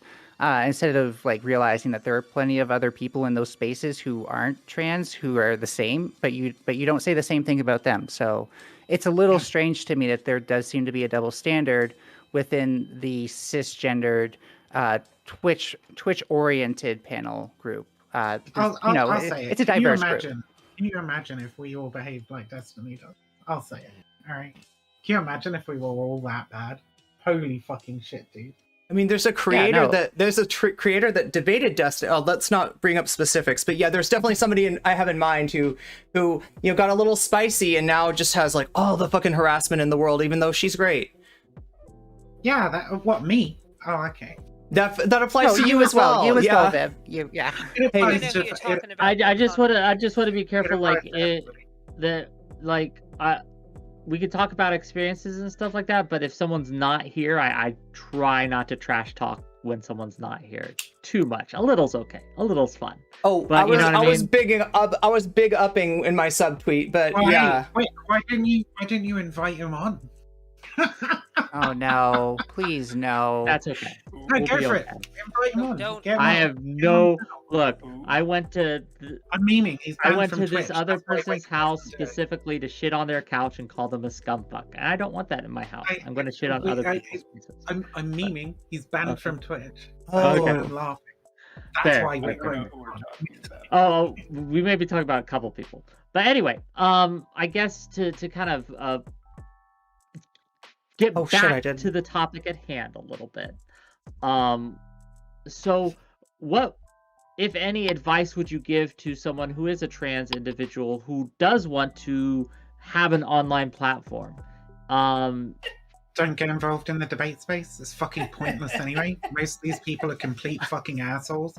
It doesn't actually do anything for anybody. It's just like a blood sports wrestling ring, which if you enjoy, fine. Just be aware that you're going to have the most insane, deranged shit thrown at you on a semi-daily basis.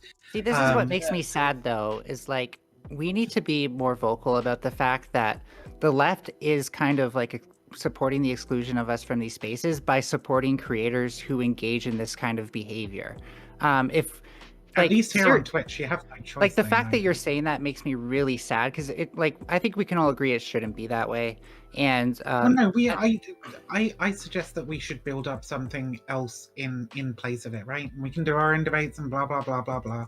But like, there's the problem with the current like Twitch debate space is that there are no scruples, there are no fucking limits.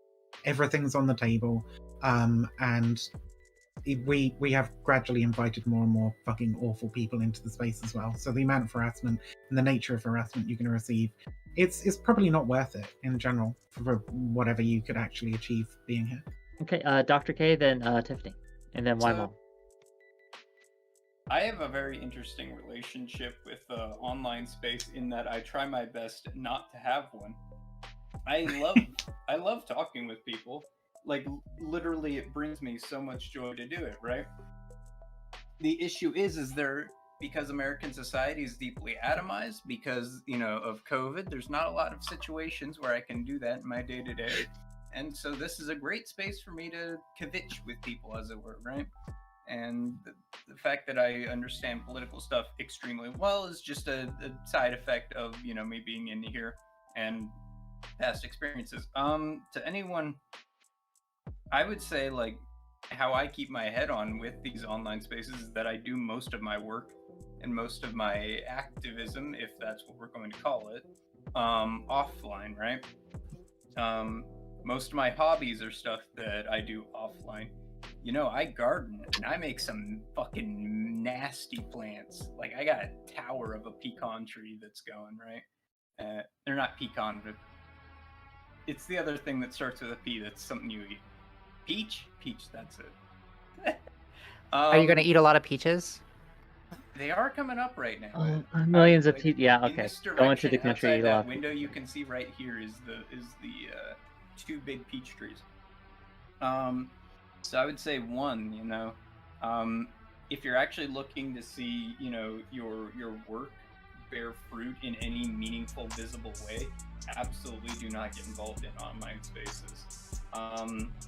And more so, I would say, do not get involved in spaces specifically where there is instant feedback. Right? And so, like, what we're doing here, right? If I say something to Ninetails, they can respond in 5 seconds, right? And have that instant feedback. Generally, I would say I prefer platforms like YouTube and things like that due to the delay in feedback, due to the fact that it's not nearly as confrontational, not nearly as personal. And I would say, if you're someone who doesn't like getting a lot of heat thrown your way, that's definitely the way to go about it.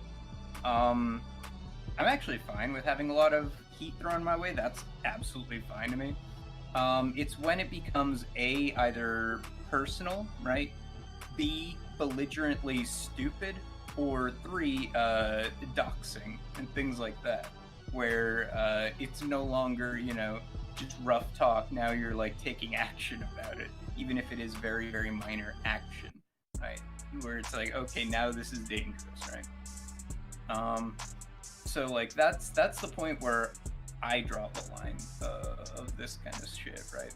Okay. And the fact that I am trans obviously means that if someone wants an easy target, I'm definitely going to be on that short list. And I try to counter that by having an unbelievably thick skin, a willingness to be direct with someone, to say, you have a problem with me. Why is that, right? And to be willing to say, go fuck yourself, I'm not putting up with this shit. And there's people who love to give out chances, and more power to them, but that's not the way I operate. I'll say another thing. Yeah, we gotta get Tiffany and Mom both one in, so. I'll say another thing. Cis allies with quote marks in this space and online in general, take with a massive grain of salt. Don't get too emotionally invested. They'll fuck up. They do it all the time. And when they get called out, there's like a 90% chance they'll get really fucking huffy and shitty about it. Completely true. Trans people are your people, okay? Seek out the trans folks. We're an international family, okay? Okay, Tiffany, and then Wine Mom, and then I have another question. Yeah, if you're trans and on the online space, it really depends what your end goal is. If you're just wanting to be online and make friends and find communities and socialize, then just do your best to avoid drama. If you plan on making political content or streams or anything of that nature, then despite how soft your skin is from hormones, try to develop some thick skin, because you are going to get criticisms, you are going to get insults, you are going to get threats, and you can't let it all bother you. A lot of it's just bullshit, and you just have to let it slide. So that would be my advice. One of my favorite things to do is, and I love doing this, is on my YouTube videos, if I make a video shitting on conservatives, they will spend like 10 minutes writing 20 paragraphs of how they hate me, and as soon as they post it, I instant delete it, and that pisses them off because they just wasted all that time, and I just giggle and laugh. So don't let it bother you. Like, if they just say something like, these people suck, I'm better than them. Okay. Wine Mall? Sure. I would say if you're going to involve yourself in online spaces, specifically political online spaces, you want to be very aware of which spaces you choose, and which people you choose to interact with, right? So what we have here tonight in like what this conversation has been a conversation and not something that is super debatable, or not super, not it didn't come out like a debate. I think with this group of trans femmes, we absolutely could have gone that path, but it wasn't necessary, at least for us, to get our points out. I think there are places online where that's a possibility, and finding those is probably going to be the best way to get stronger and get the confidence in order to engage in other ones. So for one thing, I would say people should join Whick's Discord, because we've been having a lot of really good conversational discussions on situations where people come from very different places. And engaging in a way that isn't just screaming at each other is actually super, super helpful. So yeah, protect yourself by making sure you're only around the people that you know you can sort of handle. And yeah, definitely don't be afraid to just walk away from people as soon as you realize that they're not capable of engaging. I appreciate in a good faith way. I appreciate the plug. It's not necessary though. But oh, please, I'm interrupting. Go ahead. If someone is cruel and belligerently so and refuses to learn, it's okay to give them the boot and boot them very succinctly and very permanently from your spaces. That's fine. And moreover, when it comes to cis people, like, I get it, you've probably done a lot of research, but like, listen to trans people. They know what they're talking about oftentimes. I wouldn't say, that by being trans you are default, wiser, but I would say you are going to get a level of insight you cannot innately get otherwise. And I would say, like, talking to cis people about gender issues can often feel like trying to explain like crosswalks and like money to like a 5-year-old, where it's just like it's an exercise in frustration oftentimes. Okay. Ninetails? Yes, gotta check my muting. I think I'm unmuted now. So yeah, I just wanted to push back on trans people not being wiser, especially if they've had HRT, because a lot of people are just wrong about how HRT works in general. I've had that shit explained to me at least by 5 different people, like front to back, and that's not even counting the surgery. And the trans nurse that I deal with, she's amazing. She knows her stuff. Like she's corrected me on a few things. Like I was like, well, I don't know about hormone injections because I don't feel like the cycle is like normal for it to be weekly. And she's like, you know what? Neither was a daily cycle. The point is that all women have cycles of estrogen that go up and down, and this is closer to that cycle. And that immediately was like all it took for me. Whereas I think with like a cis person, they would just care about that distinction, that it's not a 1-month cycle, and now you know it's not womanly enough. So it's there's a lot of medical misinformation, even among the medical community, even among like guidelines and GPs, doctors, etc. Like hormones and I don't know that much about masculinizing hormones, so I don't know how accurate they are. I'd imagine they're probably even worse. But with feminizing hormones, like the advice that's out there in terms of like, oh, what this can do to your body, for example, like is such horseshit. A lot of the time, it can have so many more effects than are listed on the packaging. Definitely, yeah. To get back to what we were talking about in terms of finding places where you can have discussions like, this, which was more or less a discussion of people trying to, bounce ideas off of each other rather than people looking for Dunkaroos. It is something that, as a panel host myself, I emphasized early on. There was a lot of pressure, though, to get spicier, to, encourage more kind of back and forth. And I think I played with that for a little while until it sort of got out of hand.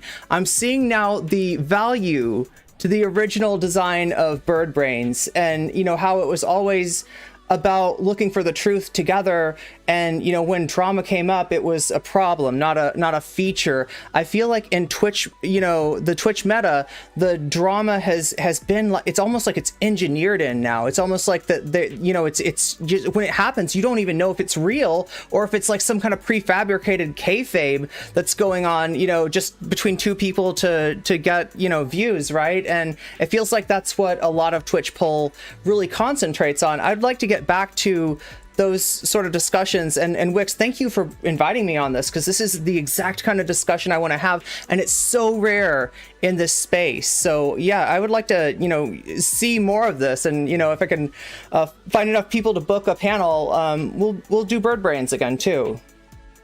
So I don't want to get on to this too much, but it is worth addressing just real quick since it has been brought up. Yes, I think there's real issues with the incentive structure of social media to push toxicity. And this is across the board, across the spectrum, in all walks of life, but especially in political kind of debate spheres, because those can get naturally pretty toxic. But combine that with the monetary incentivizes and the eyeballs and the clicks and the updoots, as Dr. K likes to say. And you have kind of like this perfect storm of things. Though I would like to think that we could also have a space where maybe I won't get as many views, but I'll get some views, and some people will like that. So that's what I'm trying to do. I'm not perfect at it by any means, and I do think we build a dreaming this.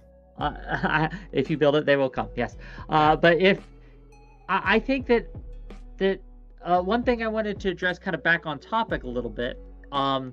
So a couple of you, Viv and Dr. K, and if I'm mischaracterizing this, please correct me.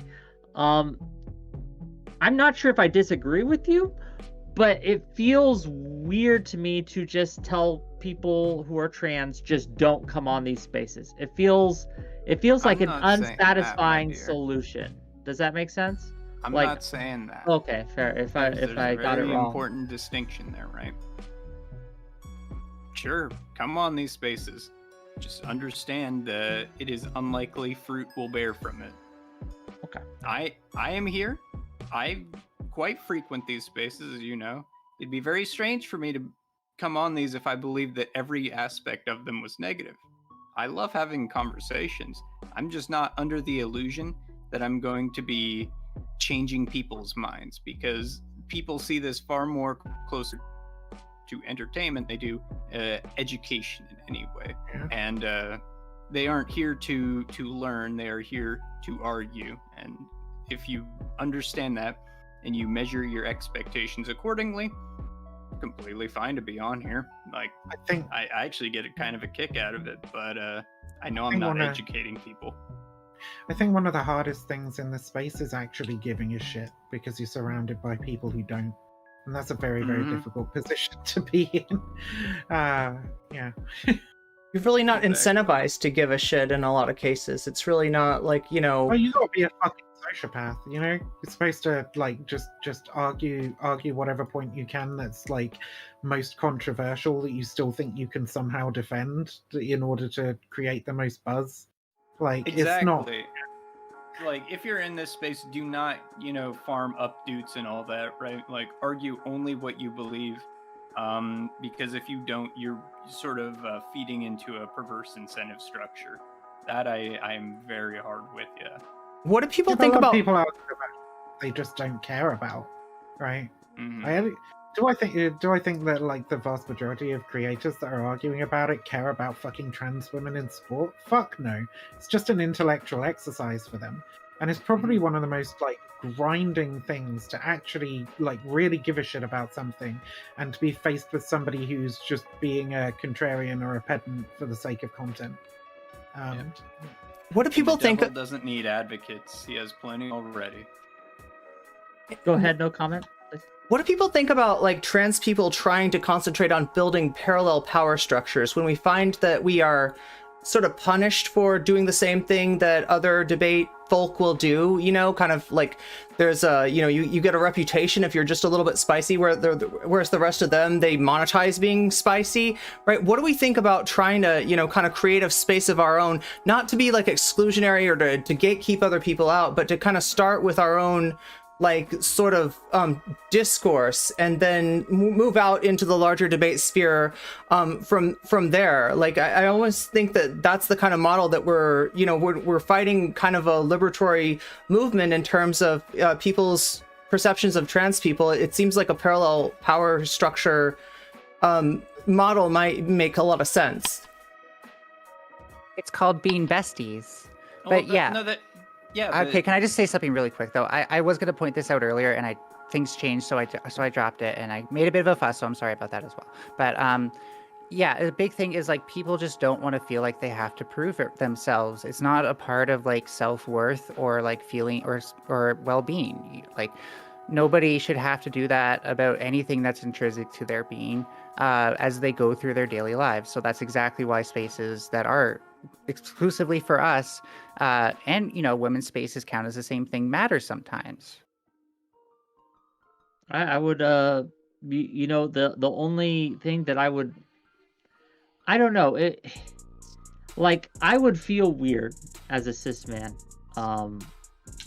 pitting trans people against each other in a debate just because they're trans. No. There's It- something much wiser that was said by no Okay, comment, fair, right? fair. You're talking about you know, left-wing people have a term for its unionists specifically, right? We tend to use the term solidarity, right? Where you have people you know, who may not even agree with each other at times, right? But they essentially collaborate because they understand that there's a mutual factor they share in common that is worth each other, right? And that, you know, the form something like that may take, for example, right, would be trans streamers, you know, boosting other trans streamers, you know, sort of creating a feedback circle, sort of as it were, right?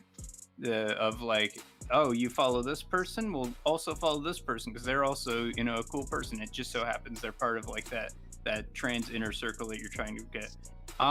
That's not necessarily a bad idea. I wouldn't disagree with that.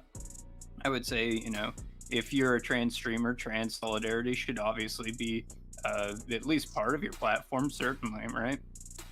And obviously you don't even need to keep it, right? If you're someone who makes videos or makes streams, right, you don't even need to keep it, you know, within your own content niche either, right?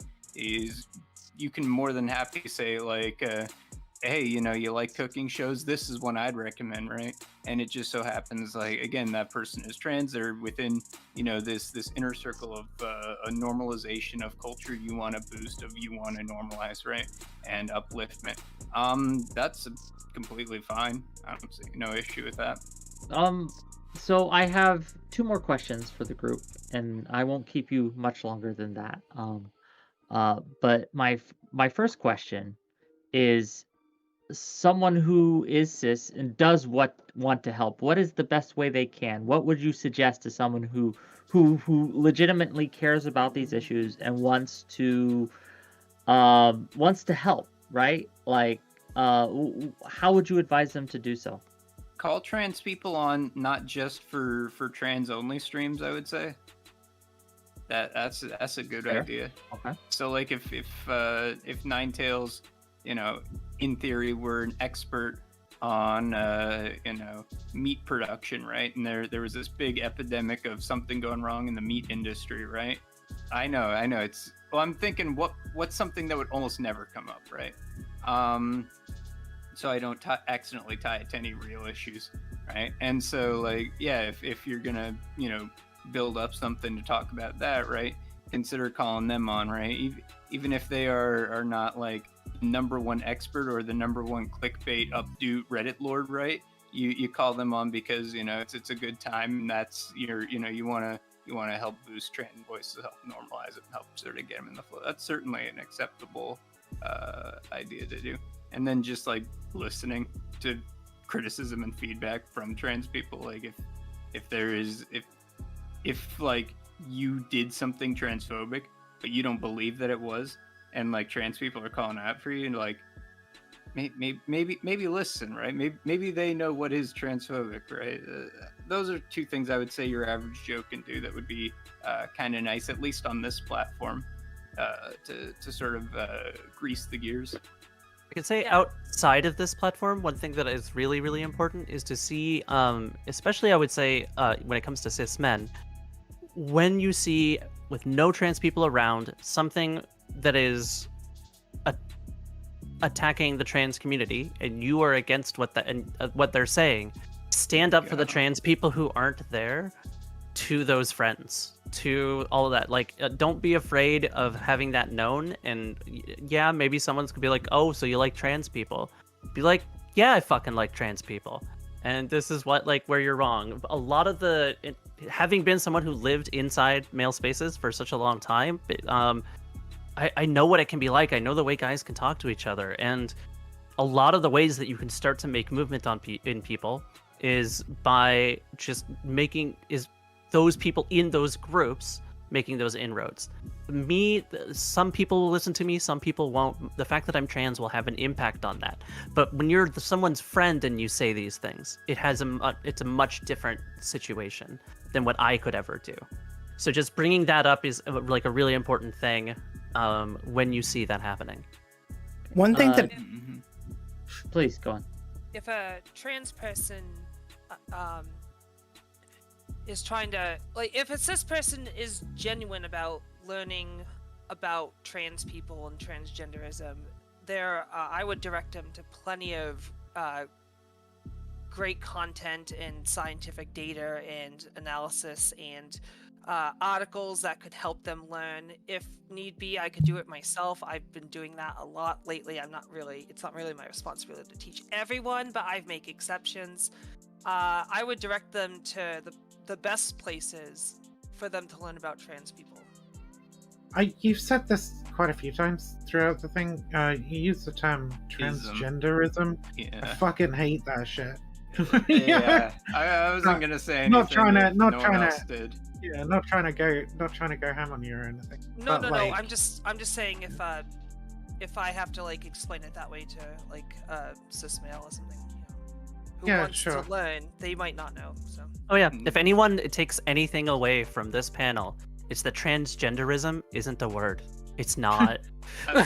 We're not trying to trans you. We're not trying to. We promise. Ideological Although framework people use that's it a kind of lot. gross.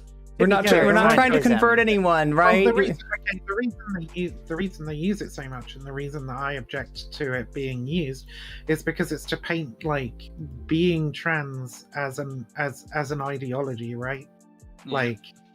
Yeah. I fucking hate it. I hate when people use it like that. I'm not having a go at you. I'm just saying that people have approached me using that word, and if need be, I would direct them to the right sources on trans people, as opposed to, so they know not to say transgenderism.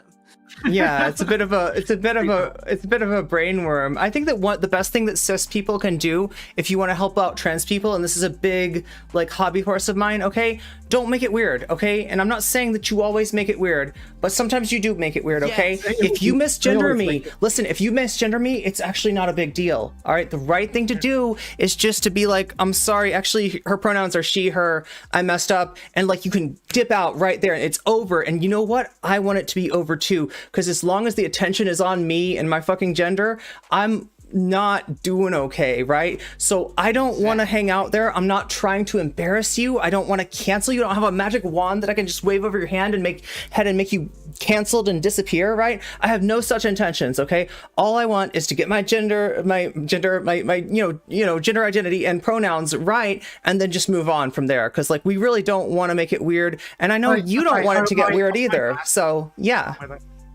Oh, my bad. Then just carry on with the conversation. It's so fucking easy. Yeah, no. I've had people be like, My bad. Move on. yeah, exactly. Like, Oh my god, I'm so and then- sorry. yeah. Let's do a pronoun circle right now. Everybody, what's yeah, your the pronoun? issue- The So best. He, oops, she, carry on with your fucking life. That's all you have to do. Yeah, the real issue is when you refuse to correct yourself, really. Like don't with make a my thing out of family, it. So like with I my It's will- family, also the like tactical they. That can be. I will Yeah, say well, that we as were a- talking about someone this. who is weird in general, I always make things a little bit weird, but I get what you're saying, and I'll try to. Okay, cool. When people can I use say, like, tactical they, that's oh. when you get the tactical stick. Anyways. I call it the pronoun cheat code, when they just they them every trans person by default.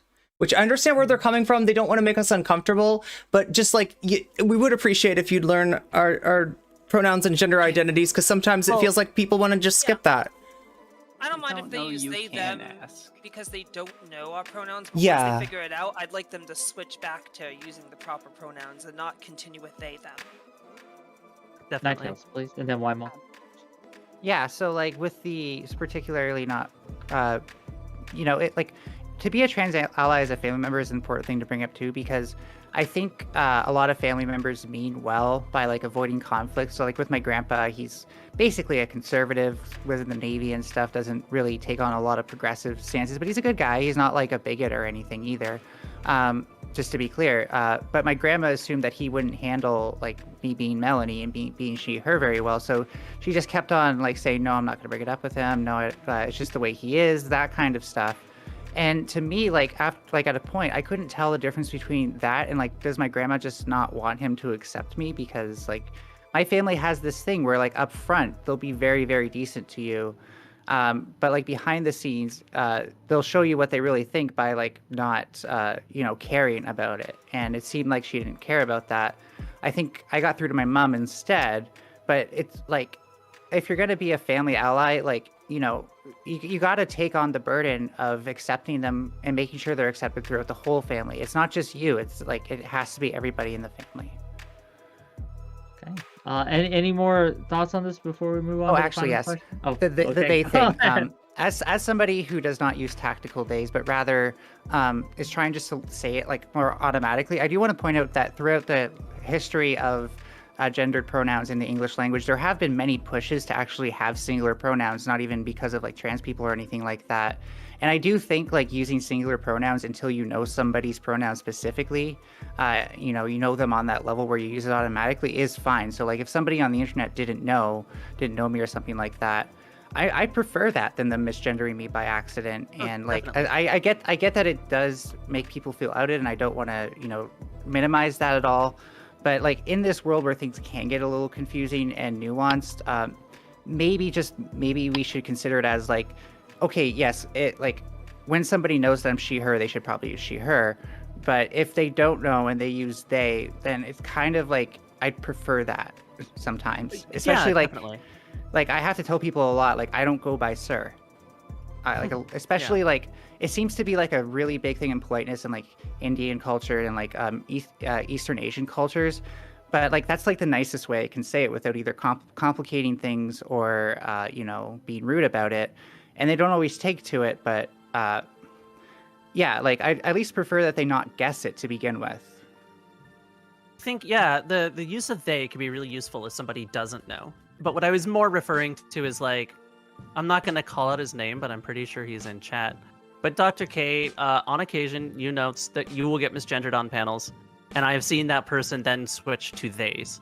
So it's a refusal to engage with your identity, and that's the shady shit that is just gross to me. Yeah, they It's call because assholes. is it because I don't pass as well? Because I think that's often what it is with people. because I didn't do the thing where I voice strained because I don't want to voice strain, and I just naturally have sort of these handsome, rugged features that make it hard to transition, gracefully in a way where no one can tell. And I like to wear fancy little outfits that can be construed as being like men's clothing. Like I can see where that would be a thing that would lead to it, but at a certain point you have to like stop giving them the benefit of the doubt and just be like, you're just doing this on purpose, Mm. Yeah, I know it's super frustrating when you are, especially even for me, if I'm presenting very, very femme and then get misgendered, like that can suck big time. I actually I used to have a whole folder of photos of just what I looked like and what I was wearing when I would get misgendered. And just to show to other trans people or just friends, and pretty much just what the fuck is wrong with people? Why would they do that sort of situation? A lot of trans women on Twitter do that too. They'll be like, just got misgendered, looking like this, and they'll post it up. Yeah, just that. Yeah. Well, it's probably because you put so much effort into it, and I feel the same way. Like sometimes I could feel really even just demotivated if my makeup doesn't go on well and I smudge it or something, and then I have to fix the whole goddamn thing, and I'm already having anxiety about going out. And I think it's really we want to for those of us who are trying to pass, we want to maintain the mental I don't what should I say? Nothing. No. And can I just ask really quick, Dr. K, because I do have another point to finish, but I did have a question. Do you mind being called handsome? Oh, no. What? I Okay, you are love very handsome. You're very handsome. Because he said it like he liked it, and I just wanted to, if I had the opportunity to compliment you. I mean, I'm British, so I'll just say there's a handsome lass. That's the thing. Yeah. So I think for trans women where it does matter to pass, it's very much we want to keep the incentive in mind that it's worth it to do it, and every time that happens, it's kind of like a blow to that specifically, for me at least. Actually, when we were talking about what can people who consider themselves allies do, I have a really specific experience once where I went out to it was a bar night, and I went there with a friend, and God, I gotta hand the person my ID. And I think this was before I had gotten my new ID, so I didn't have a picture that had been updated or anything like that. And I go to the bouncer, and I'm like, yeah, it is what it is. And he just looked at me and said, no, you're gorgeous. Go on inside. Have a great time. And just that little response, that little bit, oh my God, does it make everything better to be that affirming in that moment? If you see an opportunity like that, take it. You're going to make someone's day. I remember going to a bar. This was 6 years ago, and no, sorry, not 6 years ago. This was when I first started transitioning. So that would be what? When was I 22? God, I'm old. It was in the past. Anyways, I went to a bar, and this was before I got my official ID changed and sent to me. And I went over to the bar, and I was super cute, super decked out, and I gave my old ID to the bartender, and he's like, no, I need your ID. It's I can't use someone else's ID, I need yours. And I'm like, no, that's awesome. Yeah, it's yeah. That shit feels good. You want to talk about what brings gender euphoria? It's that. That's what it... It's weird. When I don't put effort in, I pass about 50-50. But I genuinely can put in the effort. I just don't like to do it. Where I can, shave everything, do up my makeup, all that sort of stuff. And these headphones do a great job masking it. But I have hair that goes down to here, and it's pretty flowy. But also it's got that Italian DNA, and it's real curly, so it also poofs up like crazy. You should wear it down more. I want to see it. Oh yeah. I mean, I can make an attempt at that, but it's nice to keep it out of your hair when you're gardening. What am I saying? I haven't appeared on camera for nearly a year, I think. Yeah, so it's 50-50 when I don't try. And I just roll with whatever the first pick they choose is, genuinely. And it confuses the shit out of trans other friends of mine who, some trans, some not. And they're like, doesn't that give you dysphoria? And I'm like, no, not really. Because again, am I a trans woman? Sort of not. And so I have a very weird relationship with gender, and I love that. So yeah, lucky. So I will. I want to say thank you all for being here and sharing your experience. I do have one final question, which I'd like you to answer in your outros. But what I want to do is go through and give everyone a chance to tell people where they can find you if they are interested in following your stream, or if you want to shout out your Twitter, or if you have a YouTube, please feel free to post the links.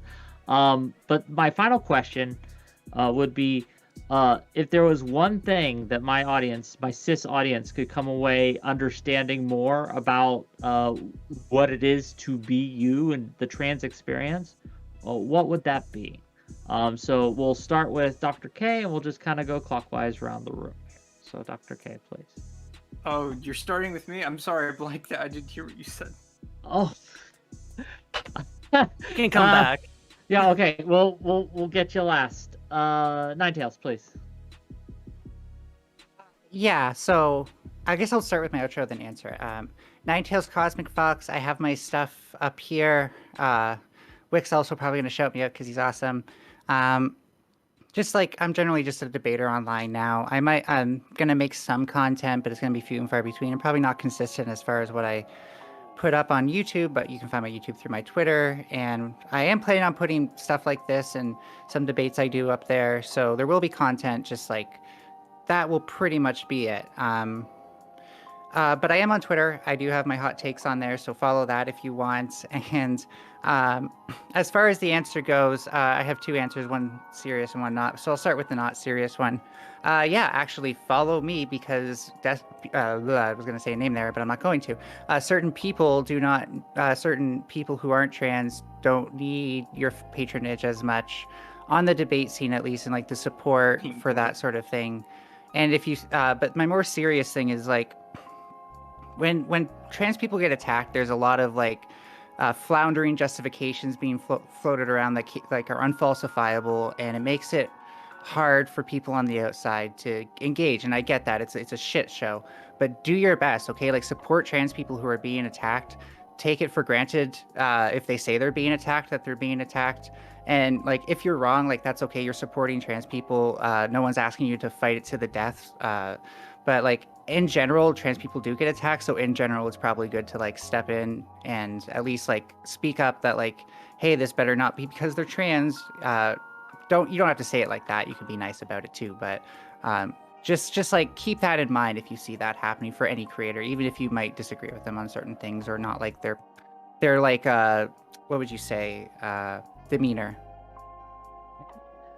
Thank you. Yeah, and Ninetails has been on my show before. She's always great. Give her a follow, gang. I don't always agree with her takes, like she said, but I think she brings a lot of energy to the space, and yeah, she's great. I really appreciate her being here. One mom, please. Sure. As far as the question that you have, I'm gonna have two answers. One is, once again, please stand up for trans people when those trans people aren't around and can't stand up for ourselves. It sets an amazing example for your friends.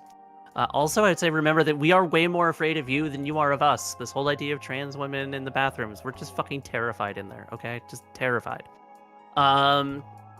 As to how you can find me for an outro type stuff, as I've said, I have a mod in Wick's Discord channel. If you have questions about the trans experience, at least the trans femme experience that haven't been answered on here, you can feel free to join the Discord and have a conversation with me. It's something I've been talking about quite frequently recently. And it's been really, really productive, I think. It's, we like to think that you can't change minds in the Twitch politics space, but I've actually seen it happen a couple of times this week, and I've been really happy with that. So hopefully, if anyone has those questions, I'll see you on the Discord. There's always outliers. Yeah, thank you. The work Wine Mom does in my community is very much appreciated. I thank you for coming on and helping me set up this panel. It wouldn't have been possible without Wine Mom. And me complaining. Yes, and complaining. Like I said, I don't always agree with Wine Mom. We fight sometimes, but we always respect each other. And yeah, if you want to join the Discord community, you can. But it's not my time to shout out myself.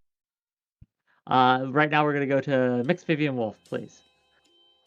Oh, yeah. Hey, I'm Mixed Vivian Wulf on Twitch, Twitter, and YouTube.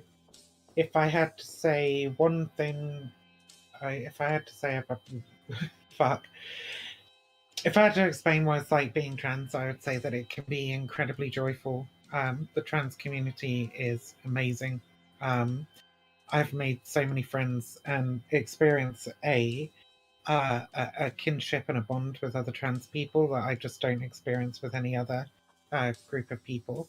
On the other hand, it can be incredibly fatiguing and exhausting.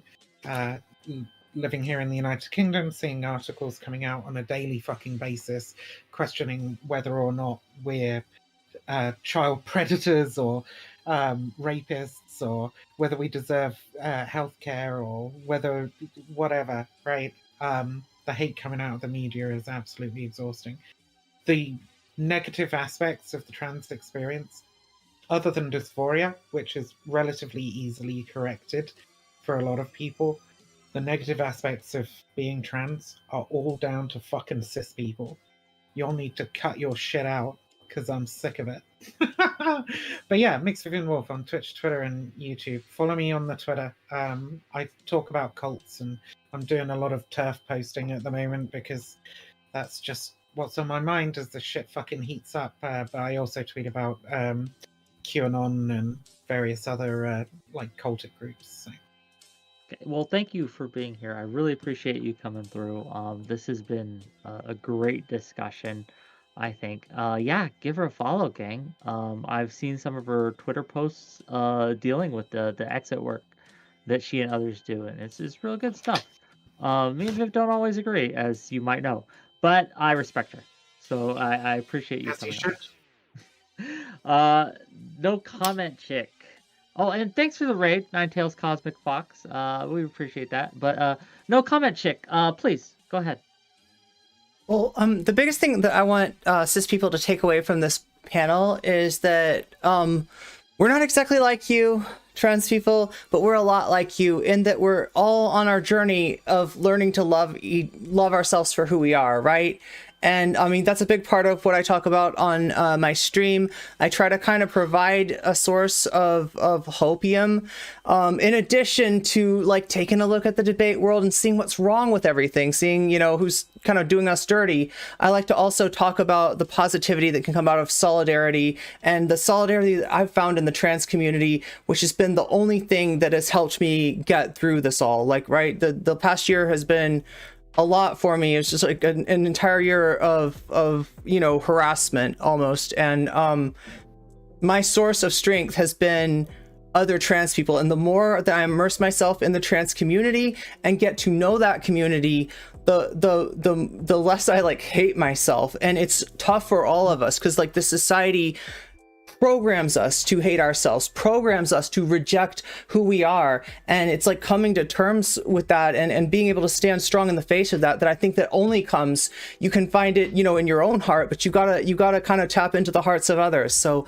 you know, that's, you know, a big part of what I'm doing. I'm No Comment Check on YouTube, No Comment Check CC on Twitch. What's the CC for? That's a website. nocommentchick.cc is the website that will be live pretty freaking soon. We're very close to bringing that online, and then maybe I'll go back to just No Comment Check on there. And then of course Irene at Irene Geller on Twitter is my main on there. But yeah, you can find me there most days from around what would it be, like 4 p.m. Eastern Standard Time is my usual stream time right now. That might change in the future, but for now, that's kind of what we're looking for the main streams. And then sometimes I stream some gaming at night. So yeah, criticism of debate culture, of content creation, of this political space from a trans perspective that is somewhat uncompromising, but very, very loving and affirming. So yeah, thanks. And thank you so much for having me here, Wix and Wine Mom. I love what you've done. I love what you're doing here. And I think this is a really positive community that you've built. No, we try. We have our fights now and again, but we try to at least respect each other, if not each other's ideas. Thank you for coming through. This is your first time on my stream, and I thought you did excellent. I really like the energy you brought. I look forward to having you on other topics, perhaps in the future, if you'd be so kind. Absolutely. But, yeah. Anything nice about me. Say one more time. Really like... Sorry. He never says anything that nice about me. He must really like you. Vivian, I say nice things about you all the time. I think you're great. Infuriating interject. sometimes, but great. First See, of all, I every second Vivian. Every compliment bookended with insults. Right. See, I second Vivian and also apply that to myself, but also hashtag control destiny. Hashtag control destiny.